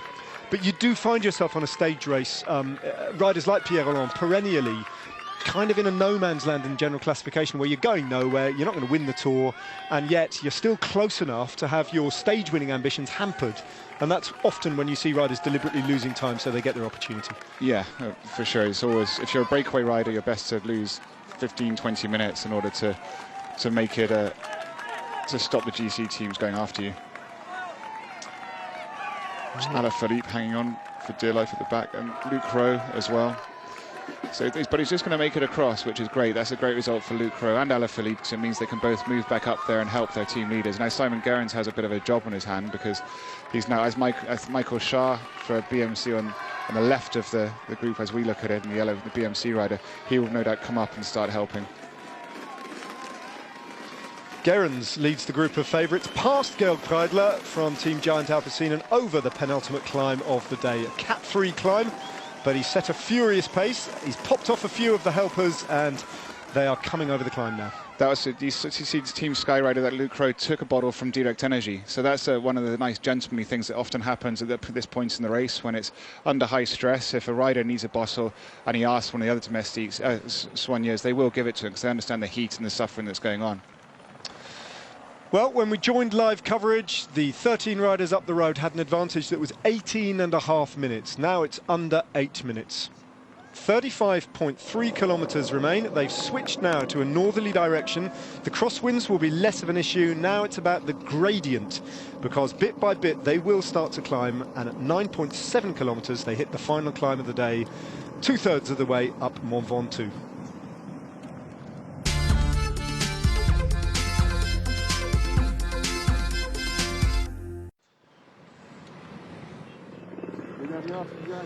Welcome back, and you're looking at the front of the yellow jersey group, where the yellow jersey has just dropped back for a call of nature. And if you're wondering why the big chase is not happening as it was when you left us, that's because temporarily, as Chris Froome will comfortably get back onto that group, the race has essentially been neutralised. And the reason why is that while you're away, this happened. Simon Gerrans leading Ian Stannard down the descent from that penultimate climb of the day, losing his grip on the road surface and hitting the deck on the left-hand side of his body, going down very hard. Now, watch Ian Stannard, though. He had no road left, and he went over his handlebars, landing on his back. And those two riders have gone down extremely hard, David. Look at the damage done to Simon Gerrans' racing jersey at the back, and I don't think Stannard's much better off either. No, I think it was clear he was just going too fast. He was just going too fast around that corner. So it's well, this is the incident again. This is it. So you can just see Simon Gerrans. I mean, he's just overcooked it, hasn't he? Pure and simple, and Stannard had nowhere to go. Nowhere to go. So Luc Rowe hopefully hadn't made it back up there. If that was him, he's made another one of his miraculous recoveries, which he's done a few of this year, Luc Rowe. But no, and then immediately after that happened, then Chris Froome went to the front and just calmed it down and went for a call of nature, and that essentially neutralised everything. And rightfully so. He's got his teammate. He's just respectful. It's not his responsibility at the moment. And I think he was showing respect for the riders that were down, one of which was his teammate. But the bottom line is, Simon Gerrans shouldn't have been riding that fast, in my opinion. He was already smashing it up the climb and losing the people that he now needed for this chase. And because he was going so fast down descent, he made a mistake, slid out. And now there's a strong chance that group's chasing, that they were trying to distance in the first place, will come back. Well, that is the net effect, because this is the front of the race, and it looks like Brian Coquart from Direct Energie has attacked the rest, and he's soloing off the front of that group of what was 13 riders. Oh, he's got off the back, so I wondered that. Soloing off the back. It did seem a little surprising on this rolling terrain that Brian Coquart was the strongest man surviving. In fact, he's the weakest of the breakaway riders at this point, so that is the tête de la course. That's the front of the race. But what's happened since that incident is the advantage has gone right out. They've got a free minute, and Andre Greipel repositions his radio into his earpiece there, and he will be getting information about precisely what's happening behind them, because they suddenly have a bit more of a chance now. And just as significantly, David, what was the fourth group, that big group, just distanced by a couple of minutes from the yellow jersey group, they've got a chance now of chasing right back on and putting themselves back into it. Well, they will, I'm sure of it. They were only 2 minutes behind, and the reason that Simon Gerrans was riding in the first place was to distance that group in order to gain an advantage for Adam Yates in the white jersey competition, because in that group you had the second, third and fourth places in the white jersey competition. Luis Meinkees, Warren Barguil and Wilco Kelderman. But now there's a strong chance they're going to make it back on, unless they should start riding immediately again. They've still got Daryl Impey in that group. He should just lift the pace and get it moving again, because now that group behind is going to no doubt make it back on. So what are they essentially waiting? Are they waiting for Simon Gerrans and Ian Stannard to get back on here, or what's the wait for? No, because there you go, and there's the group. There it is. That's Arthur Vichot. Absolute blessing in disguise for these guys. So FDJ, who were involved in a pretty fruitless chase to try and close the gap for Thibaut Pinot and the rest of this enormous group, well, one split second from Simon Gerrans has completely altered the nature. A shake of the head from Mikel Landa and Mikel Nieve, two of the key men for Team Sky. They're back in the mix as well. There were some big names distanced in this group. Wilco Kelderman, Warren Barguil and Louis Meinkees, all of whom are threatening potentially playing for the white jersey of Adam Yates. Damiano Caruso for BMC was there. The two Spaniards I just mentioned for Team Sky. Astana had Vincenzo Nibali, Paolo Tilalongo, Luis Leon Sanchez and Jakob Fuglsang all out of contention. And now Fabio Aru has them all back. Rafa Maika was in that group, Ilno Zakarin and Danny Moreno for Nairo Quintana, who you can just see there. Now, they're all coming back in. So interestingly, according to the transponder we have on Ian Stannard, he's actually gone right back, so he's not even in that group anymore, so he's at 11.5 minutes behind. So he's obviously not feeling so good and wasn't able to latch on, which isn't a good sign for Team Sky, and in particular Ian Stannard. Well, his crash, I mean, they both look bad. Stannard's crash looked worse, I have to say. He went right over his handlebars and landed full on his back. Never not finished the Tour de France, Ian Stannard, and if you want the definition of a hard racer, he is it, but that looked like it might be race-threatening for him. Well, I really hope it isn't, because that's the sort of thing that just nobody deserves. Simon Gerrans made a mistake, and Ian Stannard was on his wheel and had no choice. Well, just couldn't get around it, and his fall was almost a high side. If you saw Simon Gerrans, his front wheel slid, and he slid along the ground, which hurts, but when you do the high side like Ian Stannard did, he's just been thrown on the ground.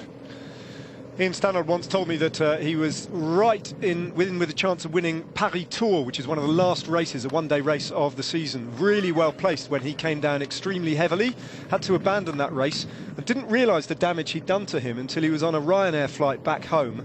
And when the aeroplane hit the tarmac, the jolt of pain forced him to emit a really high-pitched scream, and only at that point did he realise he'd fractured his pelvis. Yeah, he's tough, but he is in pain. Well, often when you crash in the race, you don't actually feel much at first because of the adrenaline and because of just the level your body's operating at. It's only hours after, sometimes days, that it really starts to kick in. Well, Simon Gerrans is back at the rear end of that suddenly enlarged peloton. When he was leading it, it was a third the size of what it is now.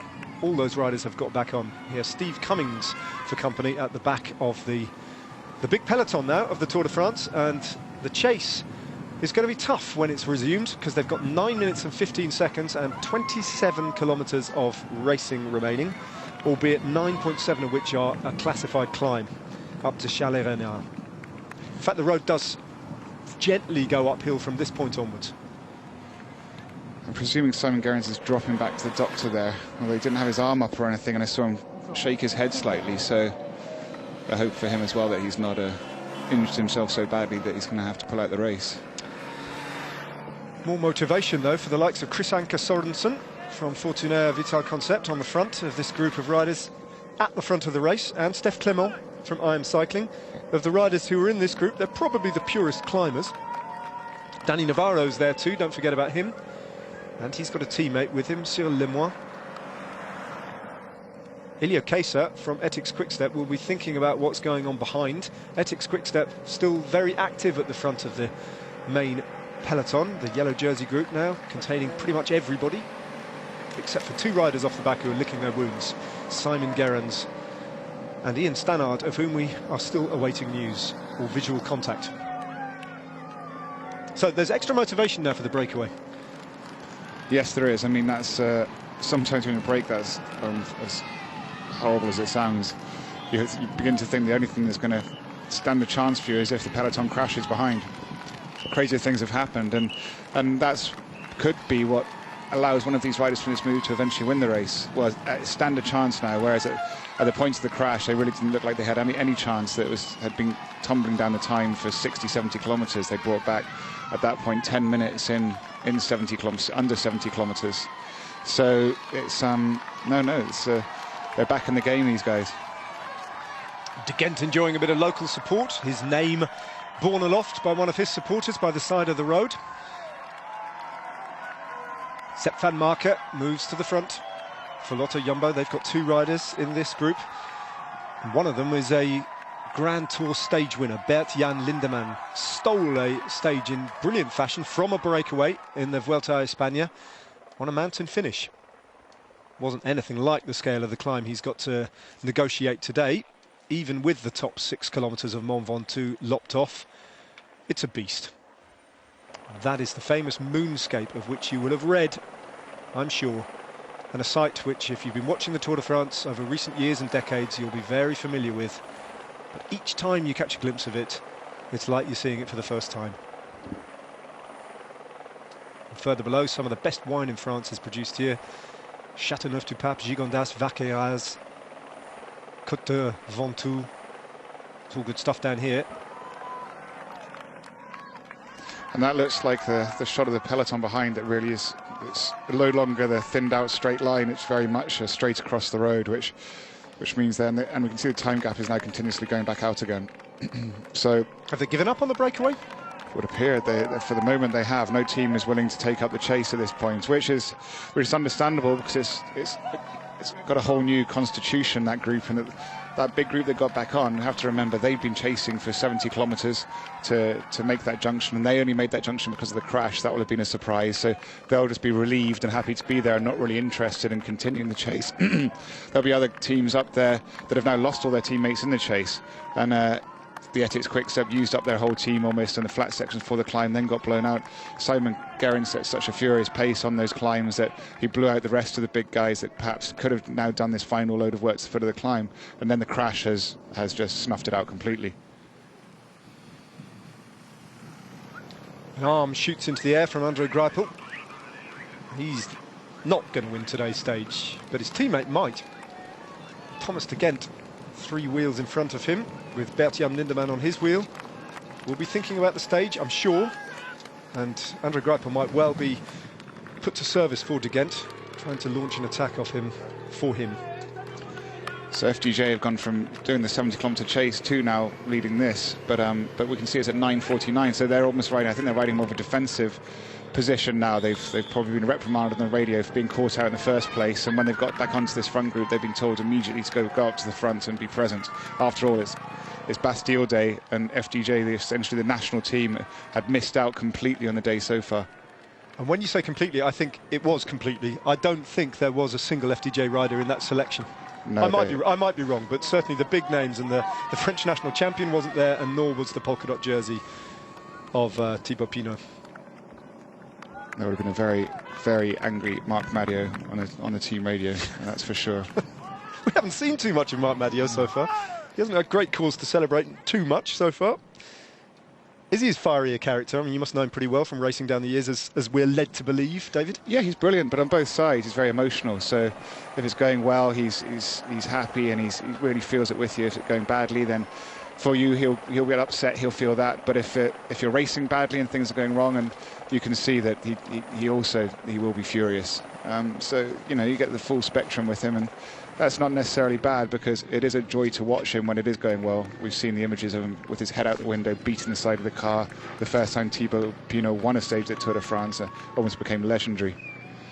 Imanol Erviti moves to the front. That is interesting. Movistar haven't done too much work yet on this stage. Nairo Quintana's been well placed, well positioned, and has survived everything intact.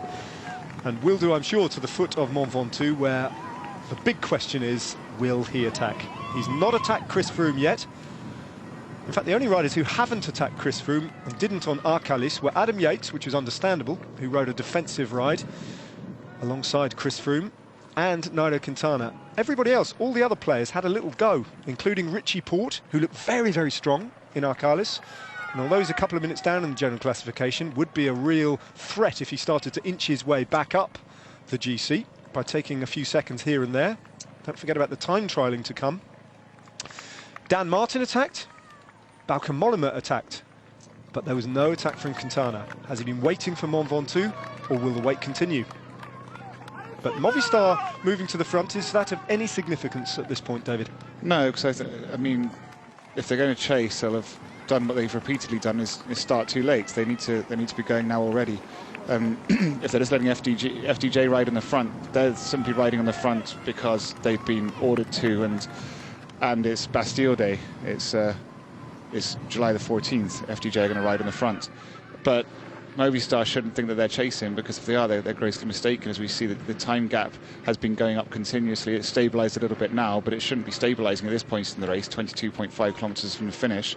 Oh, Aru's got another bike issue. I was wondering why he was hanging off towards the back of the peloton, and he wants another bike. So bike number 1, 2, 3, 4 for Fabio Aru on today's damaging stage, potentially for him. Can he get back in? Yeah, he's got his whole team waiting for him at the back of the peloton, and that was a much more controlled bike change, and I don't think the gap that he's got to close is anything like the gap that he had last time. And that could be simply because, I mean, you were asking before why is it so important to ride on your own bike? Sometimes some riders are so particular, even a tiny difference between their two bikes, their number 1 bike and their number 2 bike, can put them off. So that can happen quite often. They'll be like, oh, no, I need my number 1 bike back, which will have been repaired and put back on the roof, and that's probably what's happened, as it was an easy moment. The information we're getting on the screen there suggests that Thibaut Pinot in the polka dot jersey is not on this group at the moment, and that might well be a more cogent explanation of why, if that's the case, FDJ are at the front, and actually, rather than riding, they're just slowing it down. Possibly. How did Pinot not manage to make contact with that group? I don't understand. Most of his, to be fair, we didn't actually see him, but Vichot, he's at 12 minutes 43 seconds, so he's 3 minutes exactly behind this group. So yeah, there's FDJ are just, I think honestly they're just riding on the front because it's to show the jersey and make the sponsors happy on what is such an important day for the French. Another bad day for Thibaut Pinot. He's had some good days, let's not forget that, so far on the Tour de France, but it's not been the year that he might have imagined so far. As the damage continues on the slopes of Mont Ventoux, this time it's to a gentleman who was saddled up on the back of that horse. I hope the winds didn't blow him off, but given the way they're howling around the valley here, you couldn't rule that out either. That's the situation though. Movistar are on the front, BMC 2, and Fabio Aru has got himself back into the peloton. Steve Cummings takes up his place at the back, and another gentleman has climbed onto a steed to celebrate the passage of the Tour de France.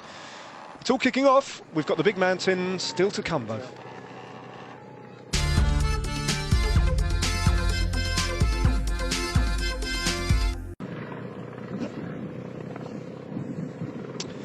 Welcome back.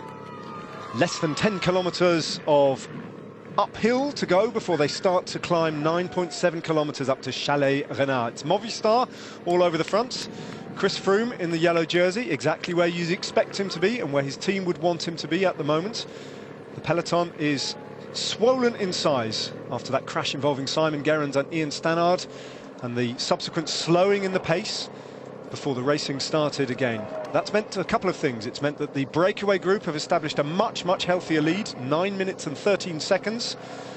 But it's also allowed a lot of riders to get back on from that big group that have been distanced in the crosswinds. Not all of them, as you can see. The green jersey of Peter Sagan and Thibaut Pinot are still chasing on, and Pinot's losing an awful lot of time. And Simon Gerrans is distanced as well, and we understand that Ian Stannard is still in the race. He hasn't abandoned, but at the moment he's 9.5 minutes or thereabouts down on the front of the race, so he must be close to the back of the yellow jersey group in theory. Or I'm not is he sure. further back than that? You know what? I'm wondering whether that's a transponder on his bike that's been put on the team car, right, and that it's behind this group. Because I find it highly unlikely that he made it back. Although with Ian Stannard, anything's possible. I'd imagine he's more likely to be back in the gruppetto. But I do hope he is making it back onto this group. But equally, so we were just looking at the transponder data on the computers, and it does give us a time of 9:30, but which would suggest it's on a roof rack. Which would suggest on a roof rack 20 seconds behind, 27 seconds behind this group. That's the problem with some of these transponders on bikes, but they're getting better every year, the information offered from the race. And we now do have a race. We've had one all day, to be fair. It's been brilliant and very interesting. And at times you've wondered whether this breakaway were given far too much time when they had over 18.5 minutes. Then it seemed as if a catch was inevitable, but now it seems like one of these riders might have a chance. Yeah, and they're about to enter Bedouin, and from Bedouin onwards, that's when they exit it, they'll be 15 kilometres from Chalais-Reynard, the new makeshift summit of Mont Ventoux. And it really does start climbing slightly from that moment onwards. Although they say that it's only a 10-kilometre climb, there is this false flat, and it does start escalating, trying right up to it. That said, today with the prevailing wind coming from the west, they will shoot along that stretch of road. They'll pick up a pure tailwind until they turn left-handed, and then they do start climbing. The majority of the first half of today's climb is with a tailwind. Then once they get into the forest, it completely dies down. It's as if there's no wind whatsoever. They are surrounded by big pine trees on the lower slopes and then oak trees a bit further up, and they block out all the wind. That said, the last 2K are much more exposed, the direction changes again, and even though the gradient is a little bit shallower, they go into a block headwind, a howling gale of a block headwind at that. So they're really hard the last 2 kilometres. And this is proving to be a great opportunity for the riders in this group who are known to climb, and we've seen Chris Anker Sorensen win mountain stage perhaps in Dauphiné, and we've seen him do it and perform well. He was once considered one of the great mountain domestiques for when he was younger. And there's also Navarro, Thomas de Gent, who he's one of the Stelvio, hasn't he, Thomas de Gent, so we know he can climb. Sylvain Chavon on his day, but we haven't seen him at his best for quite a while now. Daniel Tekla-Hymanot. Why not? Daniel Tekla-Hymanot, why dimension data on such a wave of success, and a Serge Powers as well. So there's a few selection, but there's a few guys you will write off immediately. Case Greipel, Lindemann, Van Mark. So it's probably going to split quite quickly, this group, into two almost. Brian Coquard would not be a candidate to win today either. And you can see it's a slight crosswind there. Look at the way they're forming the diagonal across the road, which does mean that the peloton behind could risk splitting up again. So no doubt that's one of the reasons Movistar on the front, although if they're chasing, once again, they're chasing too late if they want to try to get the stage win. Seems to be a common theme for them so far in this Tour de France. Nairo Quintana is still a close contender to win this Tour de France. He is right in the mix. Chris Froome knows that. All the rest of the race knows that. He's got the capacity and the explosive power to deliver one telling blow. And it could be so significant that it could win in the race in a single stage. Everyone knows how brilliant Nairo Quintana is on his day. So we look down on Bedouin. But so far on the Tour de France, he's not shown us much except a will to defend. To just hold on to Chris Froome, to make sure that the gap doesn't grow to anything unbridgeable. But at some point, and don't forget this is stage 12, he's going to have to start making a move. And today would be an opportunity if he feels confident and has the legs. He's got a lot of teammates, what are them, 6 of them strung out in front of him at the moment. So Movistar have Quintana where they want him, and they've got their team where they want to be as well. Interesting to see how confident Trek Segafredo are today. The black and white jerseys with the red trim. Fabian Cancellara has done a great deal of work on the front today for Bauke Mollema, with those slight shoulders you can see just tucked in behind the BMC rider. I think that's Michael Scher. The amount of people up Mont Ventoux today, I think it's going to surprise a lot of people. There always is, but today we went up there this morning and it was remarkable to see. As you can see here, this is where it's just begun. They've just come under the 15 kilometres to go banner, and now it's always the false flat, and as you said, tailwind here, and then it'll become slightly cross afterwards. You can see those flags, it's just a howling tailwind right now. Yeah, there it is. That's the foot of Mont Ventoux, not even at the foot of Mont Ventoux. Unimaginable how strong the wind is blowing at the top right now. And they can see splitting from the back again, so that's, you can see it's having an effect, and it's hence why these teams are all placing their team leaders at the front. The advantage come down a little bit. 8:48. 13 riders trying to hold off Chris Froome and Nairo Quintana and the rest. Will the stage be disputed amongst those riders who've been out in the breakaway most of the day, or will it come from the group of favourites further down the road? And I think a lot of these are all GC teams now placing their riders. It doesn't seem to be they're chasing so much the stage run, because they know there will be a slight crosswind into the foot of and as Greipel goes, so he's the first to attack. Well, Andre Greipel's attack was possibly one of the less expected moves of the day, but he's gone, and he does climb, Andre Greipel. Normally, over lumps and bumps of climbs and intermediate mountain terrain. We've seen him in breakaways doing really well in previous editions of the Tour de France. Never have we seen Andre Greipel attack at the foot of an all category climb at the end of a mountain stage. It's just not happened before, and it's unusual, and if it comes off, it'll be remembered for many, many years to come. Since Eros Polly in the 1990s did a non-climber win a Mont Ventoux stage, but I think it's probably with the tailwind and it's feeling pretty good, and it is false flat here, so he will just be getting this in. It's very rare for a sprinter to feel what it's like to open the road in a mountain stage, so if nothing else, this is a once-in-a-lifetime experience for him. All right, 13.6k to go to the finish, and Andre Greipel is in a move all of his own.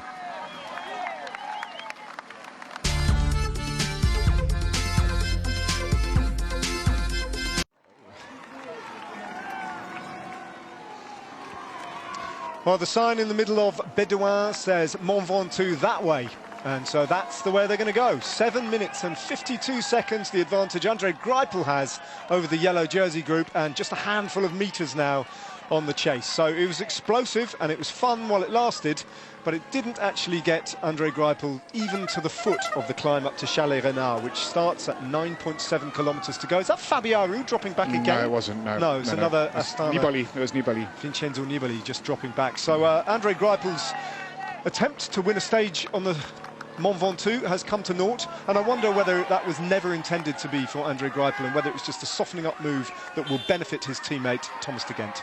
Meanwhile, Vincenzo Nibali is the next Astana rider, dissatisfied with his bike and his kit and looking for a bit of mechanical assistance, or indeed a bike change. They're running out of them, and Greipel goes straight through that group and out the back. Thomas de Gendt has a lot to gain from today, not just a stage win, which seems unlikely, but you know, nonetheless possible for Thomas de Gendt. But even if he hangs on and gets caught by one or two others and finishes, say, 6th on the day, he propels himself right up the King of the Mountain standing and fully into the mix in that competition. So de Gendt will be motivated to hang on to this advantage for as long as he can and do his very best on what remains of today's stage. He will, and all of it's Alaphilippe who's dropping back now, so he would have been perhaps he's done his work now for Dan Martin. You know, he's basically saying he's cooked. So I'm not sure who Dan Martin's got left there as a Ramūnas Navadauskas as well. 2 Movistar races chasing on.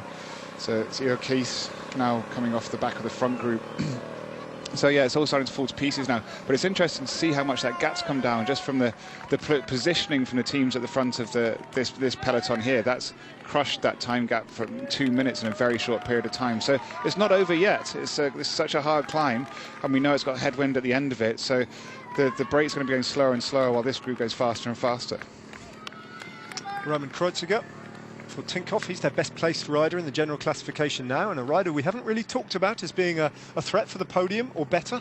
He's riding very well this year. Not necessarily, if you're Alberto Contador, you probably wouldn't think that he's been riding too well. Has been accused on occasions of not looking after his main man, who's now had to abandon. But Astana are all swarming around Fabio Aru's, just where he wants to be. Bauke Mollema has 2 men working for him as well for Trek Segafredo. And we saw AG2R there as well with the last French hope really for today, I think. Legit Romain Bardet. So he as well we've seen up there consistently, and normally it would be Thibaut Pinot and himself, but now it's just down to Bardet. So this is a very big day for him. But as we saw, Nairo Quintana is sitting next to Movistar and Sky. But drag race is easy good. I think he's about to blow up soon. But he's just pacing there, and we have the 2 riders next to each other, the 2 favourites. So Quintana has survived the crosswinds, and now we're into his terrain. Meanwhile, up the road, they are starting to climb. 9.7 kilometres to go. You can see how the gradient does kick up, and it's steep. In particular, the first 4 or 5 kilometres of the climb up to the Chalet Renard are a consistent 10% or thereabouts. Well, they've officially classified it at 9.8. I thought it was 9.7, but there's a degree of improvisation to everything on the Tour de France today after that late decision to chop off the top of Mont Ventoux. So if some of the sums and figures don't tally, that's the reason why. Average gradient of 9.3 they've classified it as, and they are insisting on calling it Mont Ventoux, which is fair enough. That is the mountain. Chris Anker Sorensen is dropping off, the pace being forced at the front by Cyril Lemoine and Danny Navarro. That's something of a surprise. It is, and it's unfortunate the way his career's been going the last couple of years, whereas before he would have probably been the rider dropping these guys. He just hasn't got that form quite anymore. Sepp Van Mark hanging on for dear life, but you'd never expect him this to be his terrain. He is very much a Belgian classics racer. Sylvain Chavanel there, Steph Clement in front of him. Yeah. Tekla Hamanot looking good, sitting there in 3rd or 4th wheel. But it looks like it's Thomas de Gent who's forcing the pace. So, and it's Thomas de Gent who's accelerated immediately from the bottom. And Serge Pauwels is setting the pace for Tekla Hamanot by the looks of it. So he's just holding a steady pace. And we've got, Danny Navarro too. Danny Navarro. And so those are who we consider to be the best climbers of this group. Chavanel hasn't given up. He's trying to get back on terms with Bert-Jan Lindemann from Lotto Jumbo, but Dimension Data is sitting pretty with 2 riders who can both climb. Serge Pauwels definitely, and Daniel Tekla-Heimanot, well, we're beginning to know all about his capabilities. They have an advantage of 7 minutes and 10 seconds. The yellow jersey group isn't climbing just yet. 8.9 kilometres to go. We're going to take a short break, and when we come back, the yellow jersey group will be about to start climbing Mont Ventoux.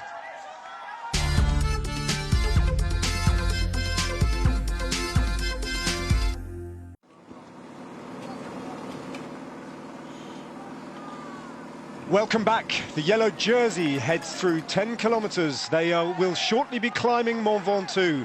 No more breaks now until they get to the top. Thomas de Gent, who's been attacking the group up the road repeatedly, is finally paying for his efforts, and he's just dropping off Serge Pauwels and Danny Navarro from Cofidis. So he's tried and he's dug in, and he won't give up, Thomas de Gent. Of that you can be sure, as the yellow jersey group of favourites go through the bottom of the climb. 9.8 kilometres to start to answer some of the big questions that up until this point at Mont Ventoux have been hanging over the bike race. We know about Froome, we know he's in the mood for improvising, for attacking, but what of Nairo Quintana? His opportunities are beginning to run out, and this is most definitely one of them. Meanwhile, up the road, Serge Pauwels and Danny Navarro are all that remain of a 13-man move that has been shattered on the lower slopes, or the steep lower slopes up of the climb up to Chalet Renard. Daniel Tekla-Heimanot is no longer there, the other rider from Dimension Data, and Pauwels is looking very, very comfortable. Navarro, well, he doesn't tend to look comfortable. He's Froome-like in the sense that he is very full of movement on his bike and grimacing, but he's a strong climber, the Spaniard. And we've seen him up the road on a number of occasions on the Tour de France, and often he's one of the last men standing in a breakaway. So 2 of the best from the breakaway are all that remains. Meanwhile, Vasil Kirienka has done his turn on the front for Team Sky. They've got so many men still looking after Chris Froome. Who's still there, David? I mean, we saw Mikel Landa come back.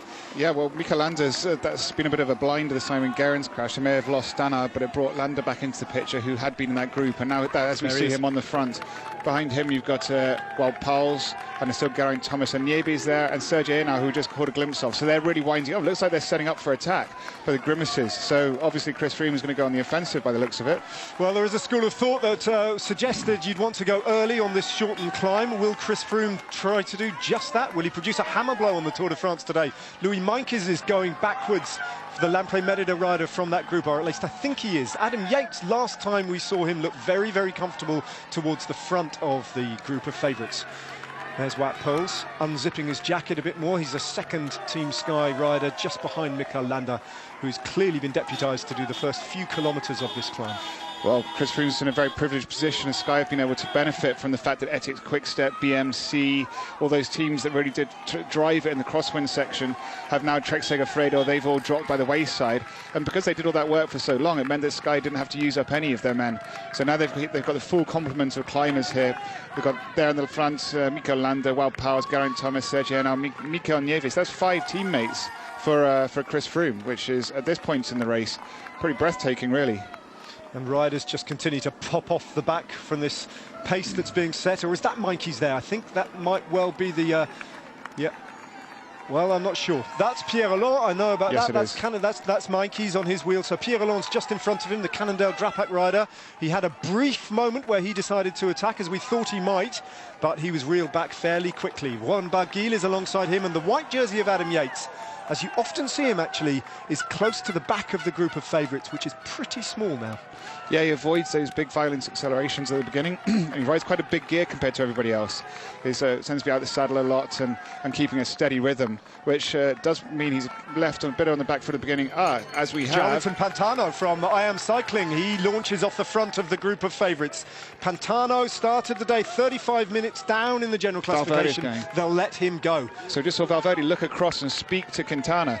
So he'd asked Quintana what we're going to do, and it looks like Quintana told him to go. So that's interesting.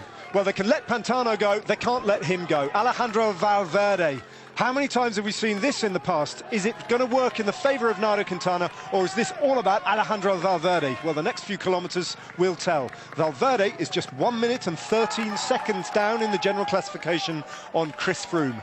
What about this man? He's gone straight past Pantano, straight out of the saddle and up the road. How far will he get before they reel him back in, if they can? Well, they need to bring him back quickly, in my opinion, because you don't want him to get too far up, because that would then give the opportunity for Quintana to go up and then use him, because the last 2Ks are quite headwind from what we know from this morning, and I don't think that's changed much. But the perfect scenario is Valverde's up the road for Quintana to do a very violent attack, bridge across him, then use him in the headwind. Geraint Thomas is being distanced, so we can see how fast this group's going now. It's a slight surprise, it has to be said, but you can still see Sergio Henao is there, Wout Poels is still there, and so too is Mikel Nieve, and of course the yellow jersey, who probably could do it all on his own if push came to shove, the mood he's in. Chris Froome, sitting where he wants him to be at the moment, with Quintana on his wheel. But right now, Alejandro Valverde is putting Sky under a little bit of pressure.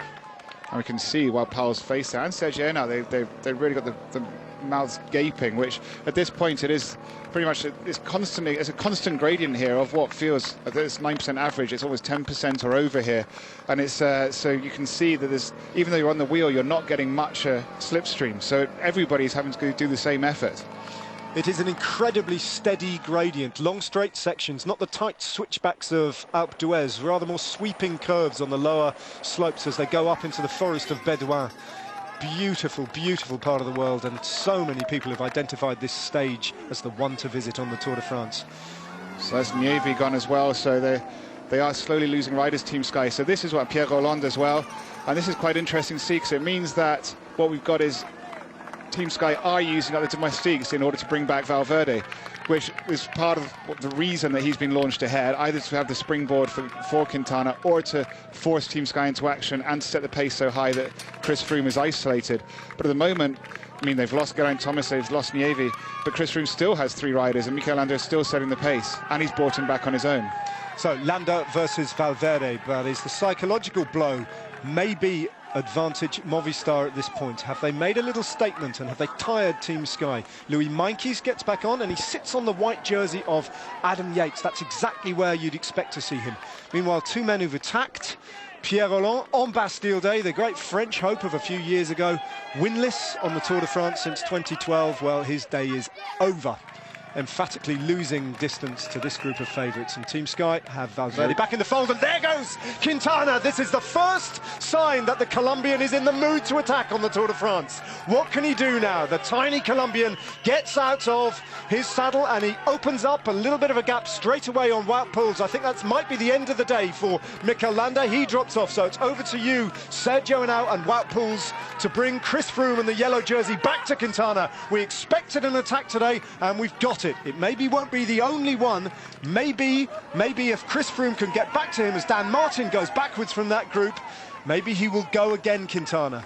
We've seen that repeatedly. Quintana is capable of repeated accelerations. It's a little bit of a surprise, though, to see Dan Martin reduced to the back of the peloton at this early stage. And fellow Colombian Sergio Henao, who ends up bringing back Wout Poels, did the most he could, but then it was Sergio Henao who actually closed it down and looks reasonably effortless, to be honest with you. And meanwhile, further up the road, Thomas de Gent has got back onto those two. They're battling for a stage win. 6 minutes and 42 seconds up the road. Wout Poels goes to the front. He drags back Quintana. So that first attack from Nairo Quintana has been countered reasonably comfortably by Team Sky, but I'm not sure it's going to be the only one. And he's going again, Quintana, so it's exactly what you said. He's going to put repeated ones in, which is what he has to do.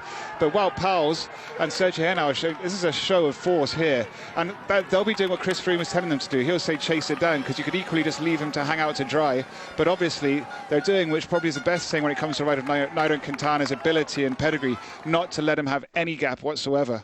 Reichenbach and Warren Barguil are the next two riders to drop off from that acceleration by Froome, Team Sky, and of course Nairo Quintana, who animated the whole thing on the lower slopes of the climb up to Chalet Renard. Bauke Mollema looks in some discomfort. Richie Porte looks ominously good on the wheel of his old mate Chris Froome. He is one to watch. Will Porte attack at some point on this climb? Who's left? Bardet is there, Joaquim Rodriguez is there, TJ Van Garderen is there, Romain Bardet, Adam Yates still there, Fabio Aru is on the wheel of the big favourites, and so the distillation has been made very early on the climb up to Chalet Renard, and now we know who the strongest are for today at least. A fascinating battle up the road, two races for the price of one, as Thomas de Gent does what Thomas de Gent always seems to do. He comes back from the dead, he joins Poels and Navarro, and Quintana goes again. It's the second time, and Bauke Mollema reacts really well. He gets alongside the yellow jersey of Chris Froome. Will this cost Chris Froome another domestique? Again, it's Poels who has to close the gap to Quintana. And Poels is checking behind his shoulders to make sure with Quintana he's in your classic climber style, which is attack, accelerate, then just slow down a bit, accelerate. He's almost trying to crack them psychologically as much physically. But at the same time, this is still quite a big group for this point. To have a rider like Nairo Quintana attack, you would expect it to really decimate the group. Yet we still got, by GC standards, quite a reasonably large group for this point in the race. 4.5 kilometres for the leaders up the road. The group of favourites, though, it's all going to kick off again, surely, isn't it? But from the moment, Quintana is back in the fold with the yellow jersey on his wheel. Wow, Poels, the fact that he hasn't just dropped away, having responded to two accelerations from Nairo Quintana, is truly exceptional. Support for Great Britain in the form of the Yorkshire flag, the Saltire of Scotland, and the Welsh flag, greeting a Spaniard, a Belgian, and two Belgians actually, Serge Poels and Thomas de Gent. These three riders, almost certainly now you would imagine, will be contesting the stage win, and what a prestigious one it would be for any of those riders.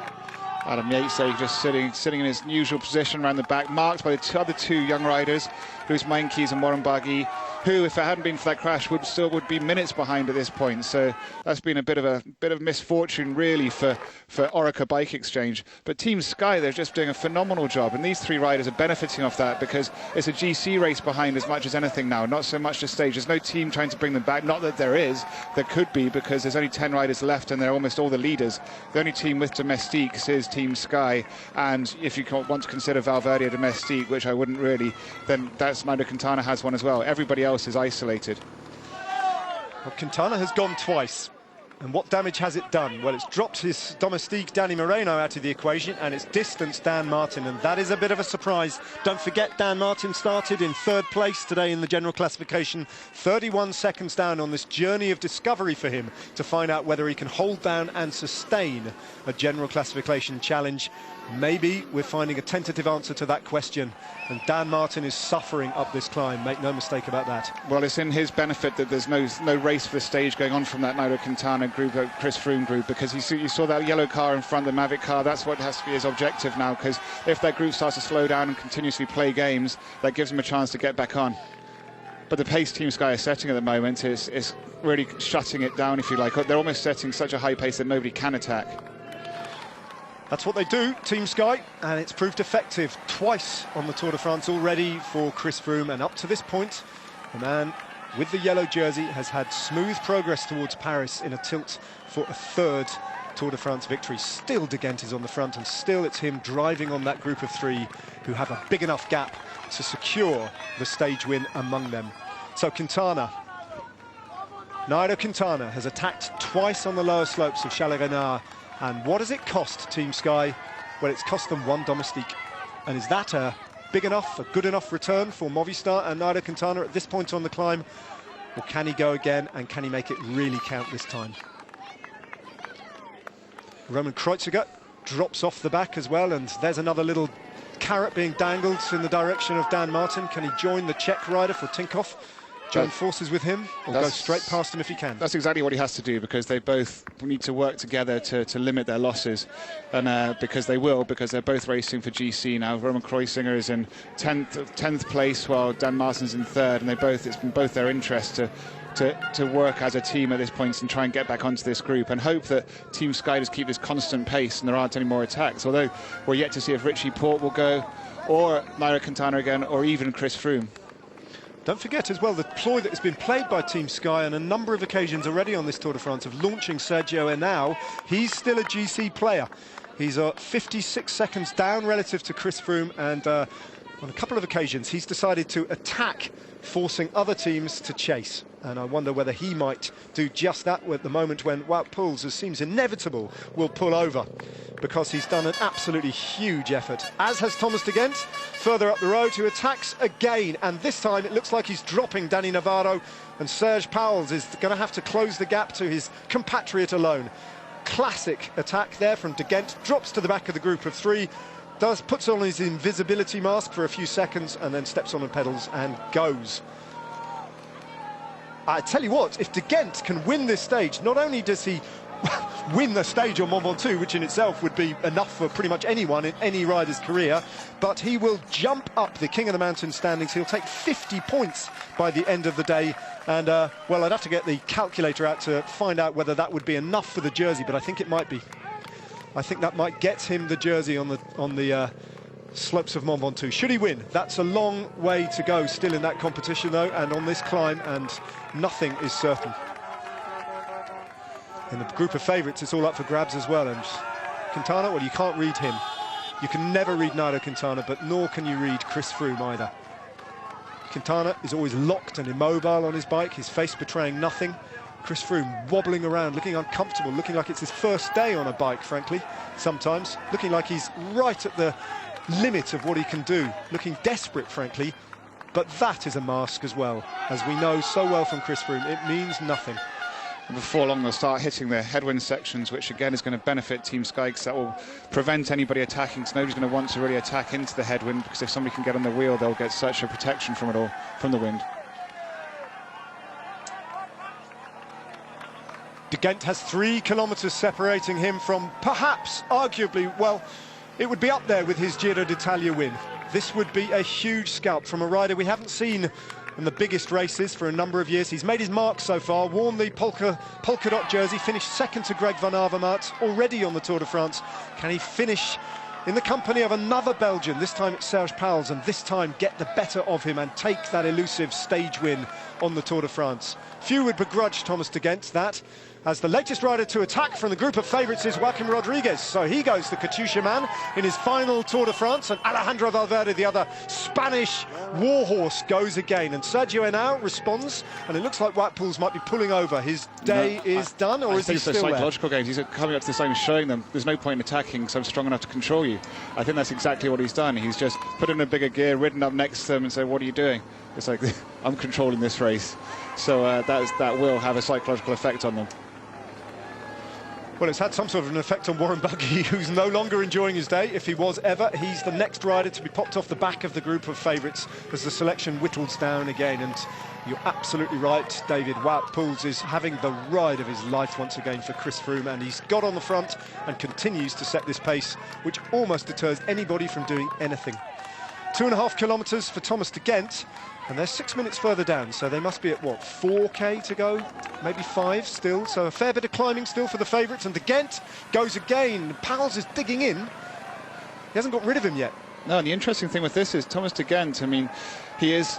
You'd almost always rate him as being the better sprinter between Serge Powles, because at this point in the race often it does come down to a sprint even at the top of Mont Ventoux, but he's not happy with that. He wants to distance Serge Powles and maybe fatigue him as much as possible, because Serge Powles, once he gets up there, you can think his only chance of winning would be to drop Thomas de Gent and not have to confront him in a sprint for the line. Oh, this has got to hurt, hasn't it? Wout, doesn't it hurt? You going to stop soon? Glance over his shoulder. He still looks fresh enough to carry on and do another kilometre. Who knows, maybe further. He looks fresher than Sergio Henao, actually. He's been sitting on his wheel. And so Dan Martin has caught Roman Kreuziger, but sometimes you find a second win, and that seems to be what Dan Martin's done. Because look, that yellow card's still just there, and that's his objective. There's all these different races going on, and that's Dan Martin's race now, is to get up to that yellow car and latch himself back onto this group in order to finish on the same time, in the hope that Chris Froome or Nairo Quintana doesn't do a big attack again and force the speed up. But Wout Poels, this is pretty exceptional, because he looks from the bottom that he was already pushing himself. You can see his mouth open, way probably at his threshold. He's effectively doing a time trial pace now, but it's he's not fatiguing from it, and he's matching the accelerations from the other riders. He seems to be able to raise above it, and Chris Froome's just telling them something on the radio. So I don't know what that is, whether he's speaking to Team Car or telling Wout Poels and Sergio Henao to do something else. Serge Powles has locked on to Thomas de Gent's wheel now. He bats away a supporter in frustration and in some distress, I would imagine, physically at this point. I wonder, read the body language there of Thomas de Gent as he flicks his elbow.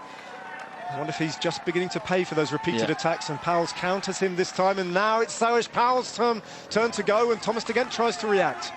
Now, tellingly, further down the road, Chris Froome has just dropped off Nairo Quintana's wheel. He moves alongside the Colombian, and I wondered whether that was the prelude to an attack. It doesn't seem to be. He's just getting back on his train. Did you see the speed with which Richie Porte jumped onto his wheel? He just made that look effortless, Richie Porte. So we can say that he's probably one of the strongest guys in this group. Because the moment that Chris Froome flexed him a little bit, accelerated in the saddle, which we know sometimes is the classic attack on climbs like this from Chris Froome, Richie Porte jumped on him. Sergio Henao's not looking as good as we've seen him before, but at the same time I thought the same about Wout Poels at the beginning. But you can see they've lifted the pace because it's strung it out again. It was grouping slightly across the road, so I think Chris Froome has asked them to launch everything. De Gent and Powles seem unable to hurt each other definitively. 1.8 kilometres, and they will hit that headwind very shortly that'll slow them down, and even though the gradient eases off, it'll feel like 10% because they'll be pushing into an exposed section of road. As Cyril Lemoine, who was 6 minutes up the road in that breakaway group, just gets swept up, and so too does Andrew Greipel. Remember him? He attacked before we even got to the foot of the climb, the big German sprinter, and he looks over in amazement at the pace being set by the group of favourites up this road, and still Wout Poels leads them all up. Romain Bardet from AG2R Le Mondial wants to get himself a little bit closer to the front of the action. That'll be because he senses that this is an attack is going to be launched, so he's moving himself up the line to make sure he's on one of the riders at the front, the Chris Froome, Richie Porte. There he goes, Chris Froome has been twitching for the last kilometre, and Porte is straight on his wheel. Porte smelt that coming, and now he's on the wheel of Chris Froome, and the yellow jersey is attacking once again. He's done it on a descent, he's done it on the flatlands and the crosswinds yesterday, but this time Froome goes where we know how dangerous he is. We know all about Chris Froome on a climb like this, and straight away He's broken it into bits and pieces. Bardet is the rider from what remains of the group of favourites who is best placed to bring the rest of them back. But these are the three strongest men in the high mountains. Chris Froome, Richie Porte and Nairo Quintana. Froome knows all about Porte. He knows exactly what to expect from the man he trains with in Monaco. But what he doesn't know is what sort of form Nairo Quintana is but he gets his answer there as he looks across and sees a little gap open up to the Colombian. Yeah, Quintana was a drop down in that second attempt, but Richie Porte stays glued to the wheel, and now it's Fabio Aru. Even after all those bike changes, the 3 bike changes or 4 maybe, he's now matching it. So he hasn't been too much affected by it. As Nairo Quintana is clearly dropped by Chris Froome and Richie Porte. A big moment on the Tour de France, you sense this. This is a job that Nairo Quintana had to do on Chris Froome, and instead it's Froome doing it on Quintana. It was supposed to be the other way round. The Colombian was supposed to be taking time on Chris Froome that he could then perhaps afford to lose on the time trials to come. This is a telling blow for Chris Froome. He's done it to Nairo Quintana, don't forget, on the slopes of this mountain before in 2013, where he effectively sealed the deal that year and won the Tour de France for the first time. And he did it that year at the expense of Nairo Quintana on the slopes of Mont Ventoux. And history right now is repeating itself. Richie Porte, though, is looking phenomenally strong. And he, if it finishes like this, in this order, will propel himself up the standings in the general classification. Well, he'll have to make a decision at some point, Richie Porte. If he sees this gap really open up, then he can work with Chris Froome. But at the moment, he should let Chris Froome do as much as possible. Bauke Mollema goes now. So, like on Arcalis, he's waiting for the first attacks, and now he's going himself.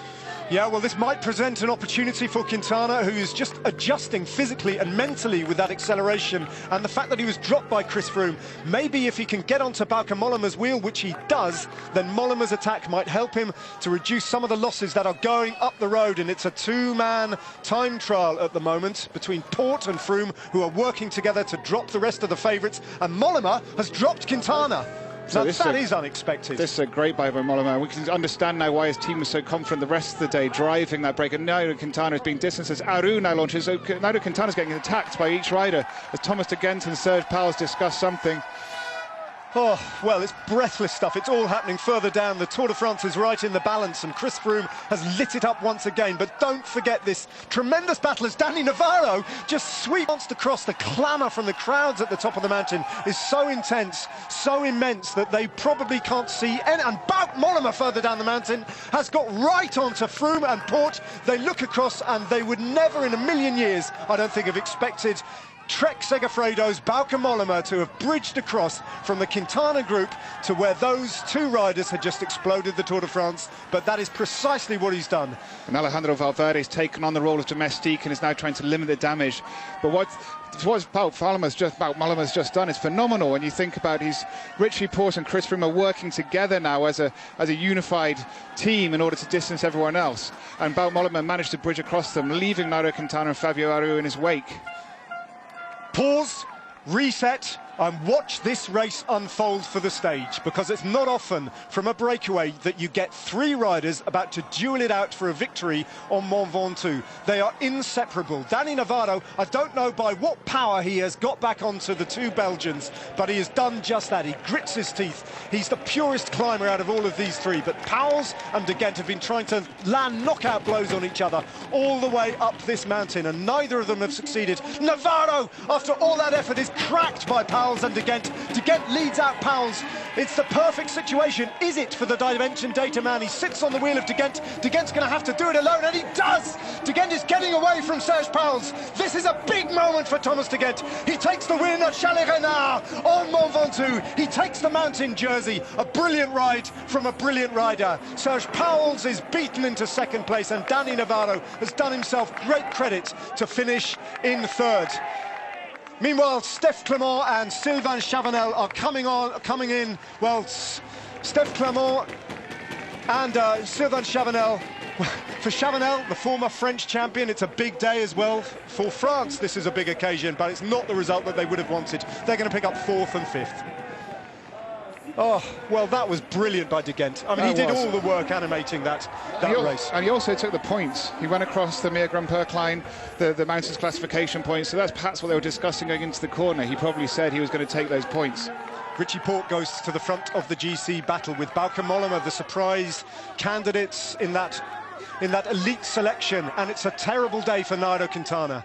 He tried to respond to that attack from Bauke Mollema and let it work for him, and now he's dependent on Alejandro Valverde to bring it all back, and they've gone. He looks up the road, there's no sight of that group, and Mollema has gone over the top of Port and Froome now. So Mollema is attacking the yellow jersey. He did it in Arcalis, and Chris Froome was able to respond, and this is a supreme show of confidence from the Dutchman.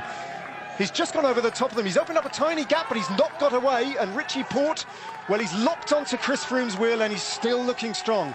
Well, he could be riding himself into second place here, Bauke Mollema. He's only 56 seconds behind Chris Froome, and he's 28 seconds behind Adam Yates, who's in second place, who's in this group. Restore order at the front. The yellow jersey does just that. He gets back onto the front, but Mollema looks like he's up for more. He don't think he's finished just yet.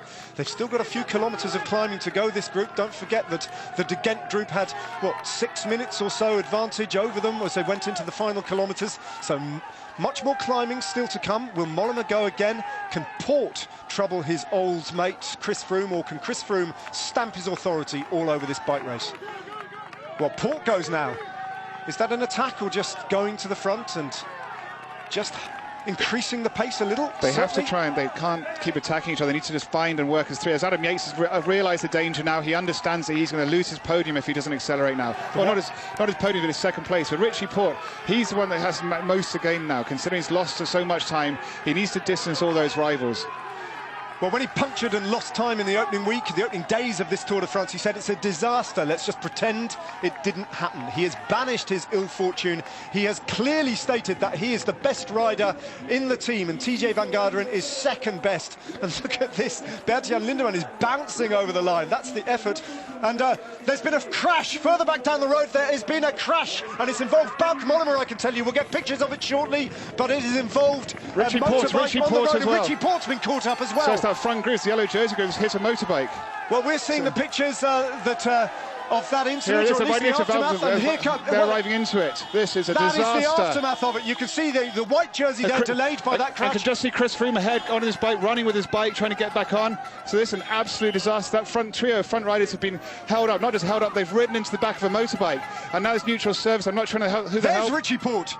His bike has, well, it's not working for him at the moment, and once again Richie Port is losing time because of a malfunctioning bike, and this time, once again in this season that has involved numerous incidents with motorbikes, some of them, I have to say, tragic. This one is simply appalling for the race and the way that it is to bike. How far has he got to go? He's got to wait for a teammate to get to him. So, my goodness, I've never seen anything like this. His bike's always broke. The team cars are so far behind. The team cars are miles behind. So he can't do anything about this at the moment because his bike is on a team car. He's got to wait for one of... He needs a push bike. Well, there's a bike on top of the Mavic car, but that's no use to him because it probably won't fit his pedals. So, well, here it is. Here it is. I mean, it looks like he's given up running, but he...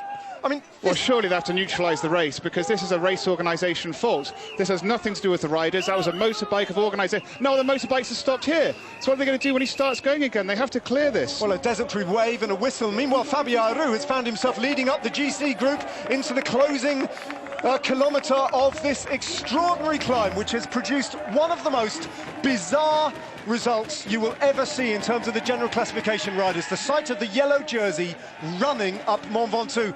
But what about this ride from Bauke Mollema? He's the best of the rest. Aru was chasing Bauke Mollema, and now look, he has a neutral service bike that doesn't fit him, but at least he's up and running, Chris Froome, and pedalling. Bauke Mollema finishes, and he's 5:04 down. So he can't even clip in. Chris Froome can't even clip into the pedals. These pedals, he's going to have to take Sergio Henar's bike, which means he's going to lose 4th place, and it's a bike that's going to be about 5 sizes too small. Well, there's Adam Yates, there's Fabio Aru, Romain Bardet, Joaquim Rodriguez and Louis Meintjes. They come over in a group of their own, and this could be a great... We're going to have to wait to see what the jury says about this. We cannot be definitive about any of these results as you see them. What we do know is that Nairo Quintana has had a bad day. He's been repeatedly attacked. Richie Port has, well... He's had a better day. TJ Van Garden's been spare bike now. He's getting a spare bike. Look at him here. The yellow jersey to the finish line. He gets a push from his mechanic, and we're just going to have to wait to see what damage has been done to Chris Froome here and his chances of winning the Tour de France. And Richie Porte. I mean, Bauke Mollema somehow made an escape through there because he was held up with it as well. But no, this is ridiculous. That cannot stand. The yellow jersey and Richie were the first 3 riders on GC at that point, racing the GC race, hitting a motorbike. I just don't. That's probably the 4th or 5th time we've seen an incident like that in bike races this year, and I just don't understand what's going on. The UCI need to do something about it. Where's the yellow jersey? We haven't got sight of him yet. Dan Martin finishes in a group better off than the yellow jersey in the company of Warren Barguil and Danny Moreno. And still no sight of Chris Froome. There's Sergio now, and he's being paced up. He's pacing the yellow jersey up, whose mind will be racing. Bauke Mollema crossed the line 5 minutes and 4 seconds down on the winner. So Chris Froome... That cannot stand. That wasn't a crash, that wasn't a rider's fault. That was a motorbike that... we don't know yet the story, whether a fan got in the way or whether the motorbike stalled. That's the other issue, David. I mean, the spectators, as you've pointed out, and it wasn't in the barriered section here as Geraint Thomas finishes in the company of Pierre Rolland. It wasn't in the open section where it was in the open section where the spectators were all over the road, and I just wonder whether spectators have got involved and caused this accident. Now, this is what happened. We've got a better view of it here. So here we are. This is Richie Porte leading the yellow jersey up. There's a flag waving in their faces here. I'm not sure that created the accident, but Richie Porte on a slightly easier section accelerates, and I think Richie Porte just rides to, and Mollema extraordinarily rolls over the top of Richie Porte, but he manages to get back on very quickly, and the yellow jersey, who you can't see there, is held up. Here's the result as it stands, I hasten to add. And all the way down from 1st to 9th, as Thomas de Gent is in 1st position, we can rely on. That is what happened. They were the first 9 riders over the line, and they will be given those times. Brilliant ride from Thomas de Gent, great win. But Bauke Mollema in 10th place, he was in that GC race. He was held up by Richie Porte and that motorbike, and his time and the time relative to the rest of the leaders, well, we're just going to have to wait until we get confirmation of that after the dust has settled of one of the most extraordinary days I've ever seen on the Tour de France, and we know what the facts of the matter are. Too much to talk about. Let's hand over to Gary and Chris. Well, I think we're going to talk about exactly what you've just talked about, Chris, which is what seems to be a motorbike problem, but I think is a crowd problem. Well, to be honest, I've been so angry about this for years and years because it has been an accident waiting to happen. And yes, there's a balance. Let the crowd get close to the race. It's special for cycling. You know, this is what cycling's about. But it gets to the point where you're constantly further down. There's got to be better crowd control. The vehicles today were too far away from the riders, so the crowds were coming in behind the vehicles and onto the riders and the motorbikes. There's just not enough room to race. No, and not to minimise, you know, all the measures that should and could possibly be taken. However, you would think that with those 6 kilometres being chopped off the route, that's 6 kilometres worth of fans from further up the route who have all funneled down towards the finish on Chalet Reynard. So the crowds on the final slopes would have been doubled or maybe trebled. Yeah, I mean, there's so many things, but it isn't just about this shortened stage. This has happened for years, and it's always been the same. And we've seen the odd person be caught in a flag and go down, but now it has to get this big before something is actually done about it. And we were talking about it earlier this week that this could happen. Yeah. Chris Froome incidentally fined 200 Swiss francs for knocking a spectator out of the way earlier in the race. They could have employed someone to do exactly that in front of the riders today, and perhaps we wouldn't have seen the crash we did. And the sight of the yellow jersey running up the road in his cleats. We'll take a break and have more on this when we come back.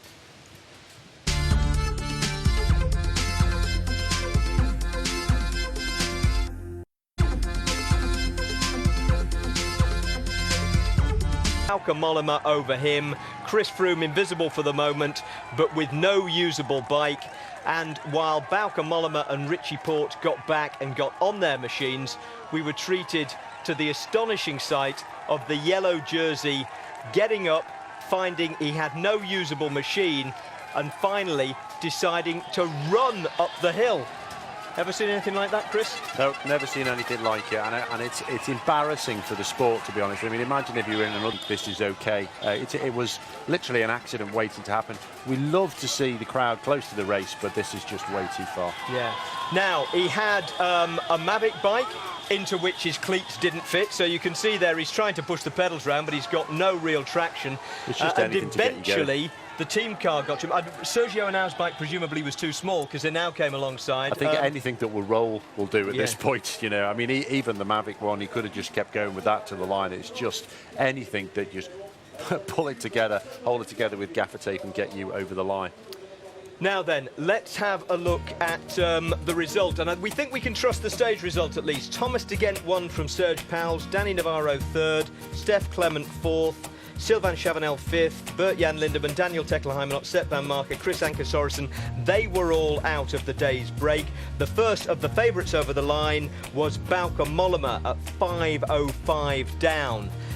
Everyone else badly affected by that crash, and the provisional GC we have so far is Adam Yates, the new yellow jersey of this year's Tour, with Bauke Mollema 9 seconds behind him, and Nairo Quintana, who'd been dropped by the three in front of him, astonishingly up to third at 14 seconds.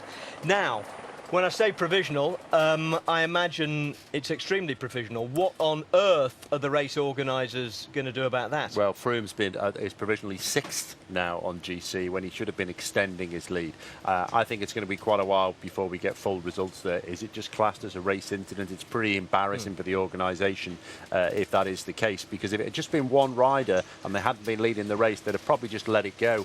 Now it isn't. Now it's like the favourites in this race all coming down. It's got to the point of being a farce if they just let it stand. And it's funny, isn't it? The quality of justice in cycling does depend on the quality or the calibre of the victim often, doesn't it? And just to illuminate people, since it's not a flat stage, the 3 kilometre rule, which usually neutralises the race if there are any crashes inside 3 kilometres, doesn't apply on uphill stages. But they're going to have to finagle something like that, aren't they? Well, the UCI do give themselves some wiggle room, and they say that the commissaires' word is fine. There is no right of appeal, and so they can actually choose to just say, well, this is what the result is. So years ago, for different reasons, they gave themselves the ability to actually have a decision, and I think a more reasoned decision is called for, because that's outside the scope of the rules. Now then, not for the first time in this race, we're talking about something other than an excellent stage win. And it was Thomas de Gent who got it, jumped Serge Pauwels on the line. Danny Navarro had already been dropped. Sensational ride by him. Let's hear from him. Many congratulations. That was amazing. This morning you told me I'm not going to attack, or I'm not sure of it, yet you win the battle of the Belgians here at the Ventoux. I had the feeling that I have to go in the break today. We knew it was a day, either 3 guys who go in the break and they take them back 20 kilometers to go, or it's a big break. And my feeling said I had to go, and my feeling was right today. Of course, you've won in the Giro on the Stelvio. Where do you rank this victory? That was 4 years ago, the Stelvio. I think I put them on equal height. It's both nice victories. This is, of course, a Tour, but the Stelvio was more emotional for me, and I think I put them on the same level. An Italian tradition to close then. Who do you dedicate this victory to? Steve Brooks. It's we think about him every day, and we hope that the situation gets better in the next days, weeks, months, and we fight for Stig. Many congratulations. Yes, Stig Brooks, of course, the teammate that Thomas de Gent was talking about there. He crashed and had a motorbike crash on top of him, was in an induced coma for a long time. They tried to bring him out. He's still in a coma. Another Belgian rider earlier this year actually died, Antoine Demoitier. So, you know, we know there's an issue of safety with motorbikes, but we have to stress again, we don't want to blame the motorbike rider. Obviously, the camera was on the bike, so we can't see what happened ahead, but all the circumstances seem to point to circumstances that the motorbike couldn't control? Well, it was crowd control. It's pure and simple crowd control. Way too many people in a small space. People trying to do an athletic job and just not having the space to do so. They couldn't even ride in single file, let alone attack or play out the race the way they wanted. And it is, I stress, it's beautiful to see all the fans so close to the race. It's a unique sport in that sense. But wanting to get to this degree, and it's been like this for a long time now, it's just too much. They cannot race. And then we get through a stage and everybody forgets about it. And it's just been waiting to happen. Astonishing competitive instinct from Chris Froome. You sort of wonder what was going through his brain when, you know, he's got, I've got no bike, I'm not in a triathlon, nonetheless, I have to get to the finish line. Just keep going, just keep going. And I think that's exactly what it is. You saw an instinct. You saw somebody who just was going to find any way to get to the line. And to be honest, I mean, totally understandably, he panicked a bit at the end, staying on that Mavic bike for 400 metres and just keeping pushing. Doesn't matter if you can't fit your feet into the pedal or if the saddle's too low. It will get you that 400 metres to the line rather than wait. But and he's it's so obviously disorientating. You have this car behind, and I think at this point he's just bewildered by the whole. It's like a bad dream, isn't it? This is the kind of thing that actually happens to you in a dream. You're about to do something marvellous, and then things just start to happen that are just incomprehensible. And there's a now who'd stopped to help him, and Chris Froome didn't need him. The surge of adrenaline just took him straight past. Well, once he got the machine, and he's effectively had a physical break, of course, as well, he's just going to ride a 400-metre sprint. And after he'd played it perfectly, he'd let Nick Quintana have 2 or 3 digs, which were pulled back pretty comfortably, you'd have to say, by Sky teammates, and then went himself. And when he did, it was pretty definitive as far as Quintana was concerned. Yeah, they were strong. And I think, you know, the surprises for the day, of course, are Mollema, who was really, really on form there, and Richie Porte. Though Richie Porte wasn't in a position to attack, but he could certainly match Froome, and they were happy to work as a 3. So we saw the names really for the first time in this tour starting to emerge for the overall. I think we're going to see that result amended, but we'll have to wait and see. Yeah, not an hour. Serge Pasternak did help lead him to the line. Leaving aside the absolute quagmire that is the results, because we can't know what's going to happen. As far as indications of form for the race, this grand battle we were hoping to see today and on into the Alps between Froome and Quintana possibly isn't going to materialise, is it? No, we couldn't see past Nairo and Quintana. We couldn't see who else could challenge Froome. So Richie Porte, even after the trouble he had in the first week, is starting to look good. We could see him in the background further down the climb, and he was looking in good shape, and obviously that's what came to pass. But Mollema, perhaps a little surprised. He performed above and beyond, and let's see if he can keep that going for the next few days. Yeah. All right, so we'll take a break. No presentations yet. And communications, to be honest, aren't good between here and the top of the mountain, or 3/4 of the way up the mountain where the finish is, because, of course, everything has had to be improvised with the overnight finish line change. So we're down here, the race is up there. Communications aren't great in between, but we will keep trying to update things as they come in. We'll take a break.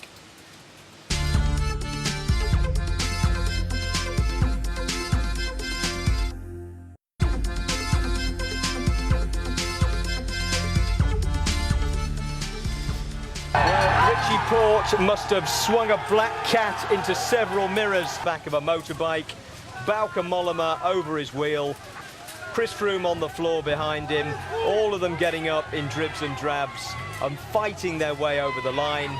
Chris Froome led over in the end by Sergio Henao after running up and changing bikes twice, shaking his head as he crosses.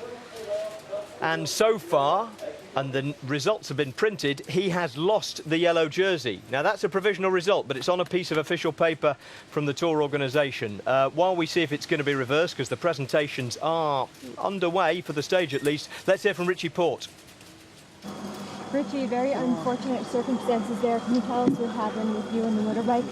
Yeah, I mean, the crowd was just all on the road, and the motorbike just stopped right in front of us. We had nowhere to go. The next minute, straight over the top of the motorbike. It was just a mess.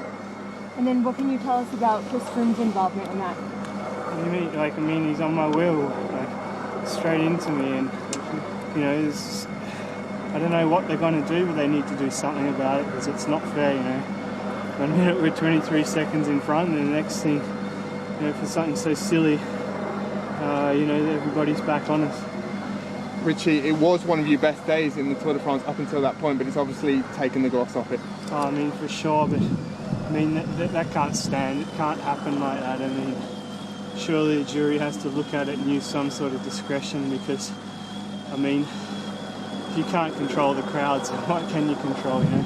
And just on the wider issue, this is not the first time this year, is it, that motorbikes have caused problems? Yeah, I mean, it's not really the motorbikes, is it? It's the crowd. I mean, they're just in your face the whole time, you know, pushing riders, and you know, it was just at the top there. I mean, that was just crazy. Thank you, guys. Thank you, guys. And the standings look pretty crazy too. Here they are, and we don't know how long they'll stand, but as things do stand, Adam Yates is the new yellow jersey of the Tour de France by 9 seconds from Bauke Mollema. Nairo Quintana, after what was otherwise a terrible day, is up to third at 14 seconds. Romain Bardet is at 28 seconds. Then it's Valverde. Chris Froome a second behind him, 53 seconds down now. TJ Van Garderen is 7th at 57 seconds. Fabio Aru 8th at 107. Dan Martin 9th at 109. And Joaquim Rodriguez 10th at 124. So, what do we make of that? I mean, don't ask me. Well, no, I'm going to ask you, partly because we've got time to fill, partly because they don't usually print results that they're not sure of. No, and I mean, I'm literally just scanning this paper as well, and it's actually not saying provisional. Because often we get provisoire telling us exactly that it's not there. So in that case, it would certainly make the race more interesting. But I think you're approaching the boundaries for things like rider strikes as well. So yeah, unbelievable. Okay. Well, we will know when we get the yellow jersey on the podium. The presentations are underway for the stage, so let's get over for that. The moment of truth will be whether Adam Yates or Chris Froome steps out to get the yellow jersey.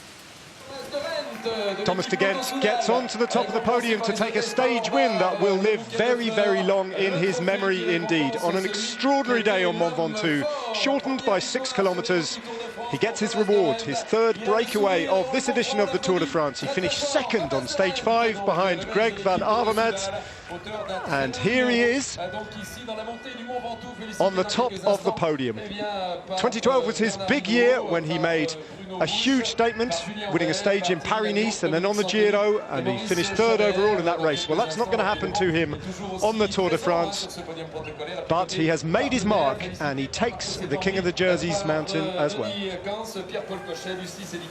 Yep, he does, and tellingly, there is no yellow jersey presentation yet.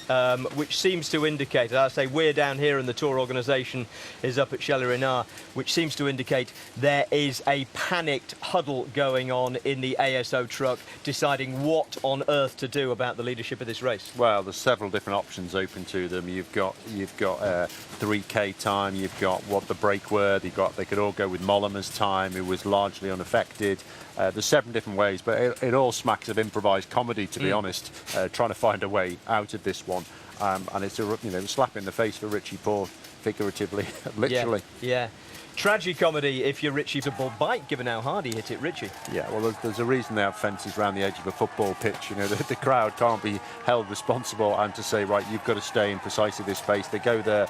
Sometimes they get a bit drunk, out of control, get overtaken by the moment. You have to do it for them. You can't rely on people's sensibilities to actually do the right thing. You've got to put barriers in place, and barriers that work.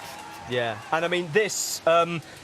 not that they shouldn't pay attention to it anyway, but they'll have to pay attention to this, because this won't just be on the sports bulletins. Pictures of the yellow jersey running up the road after a crash will be on the news bulletins tonight, and there'll be a laughingstock. Yeah, absolutely. It is embarrassing for the organisation. They will have to do something. I mean, as we said just before, you're on the edge of people starting to strike. If they upheld that result, I wouldn't be surprised if you didn't get the top riders refusing to come out tomorrow. Yeah. So it won't stand.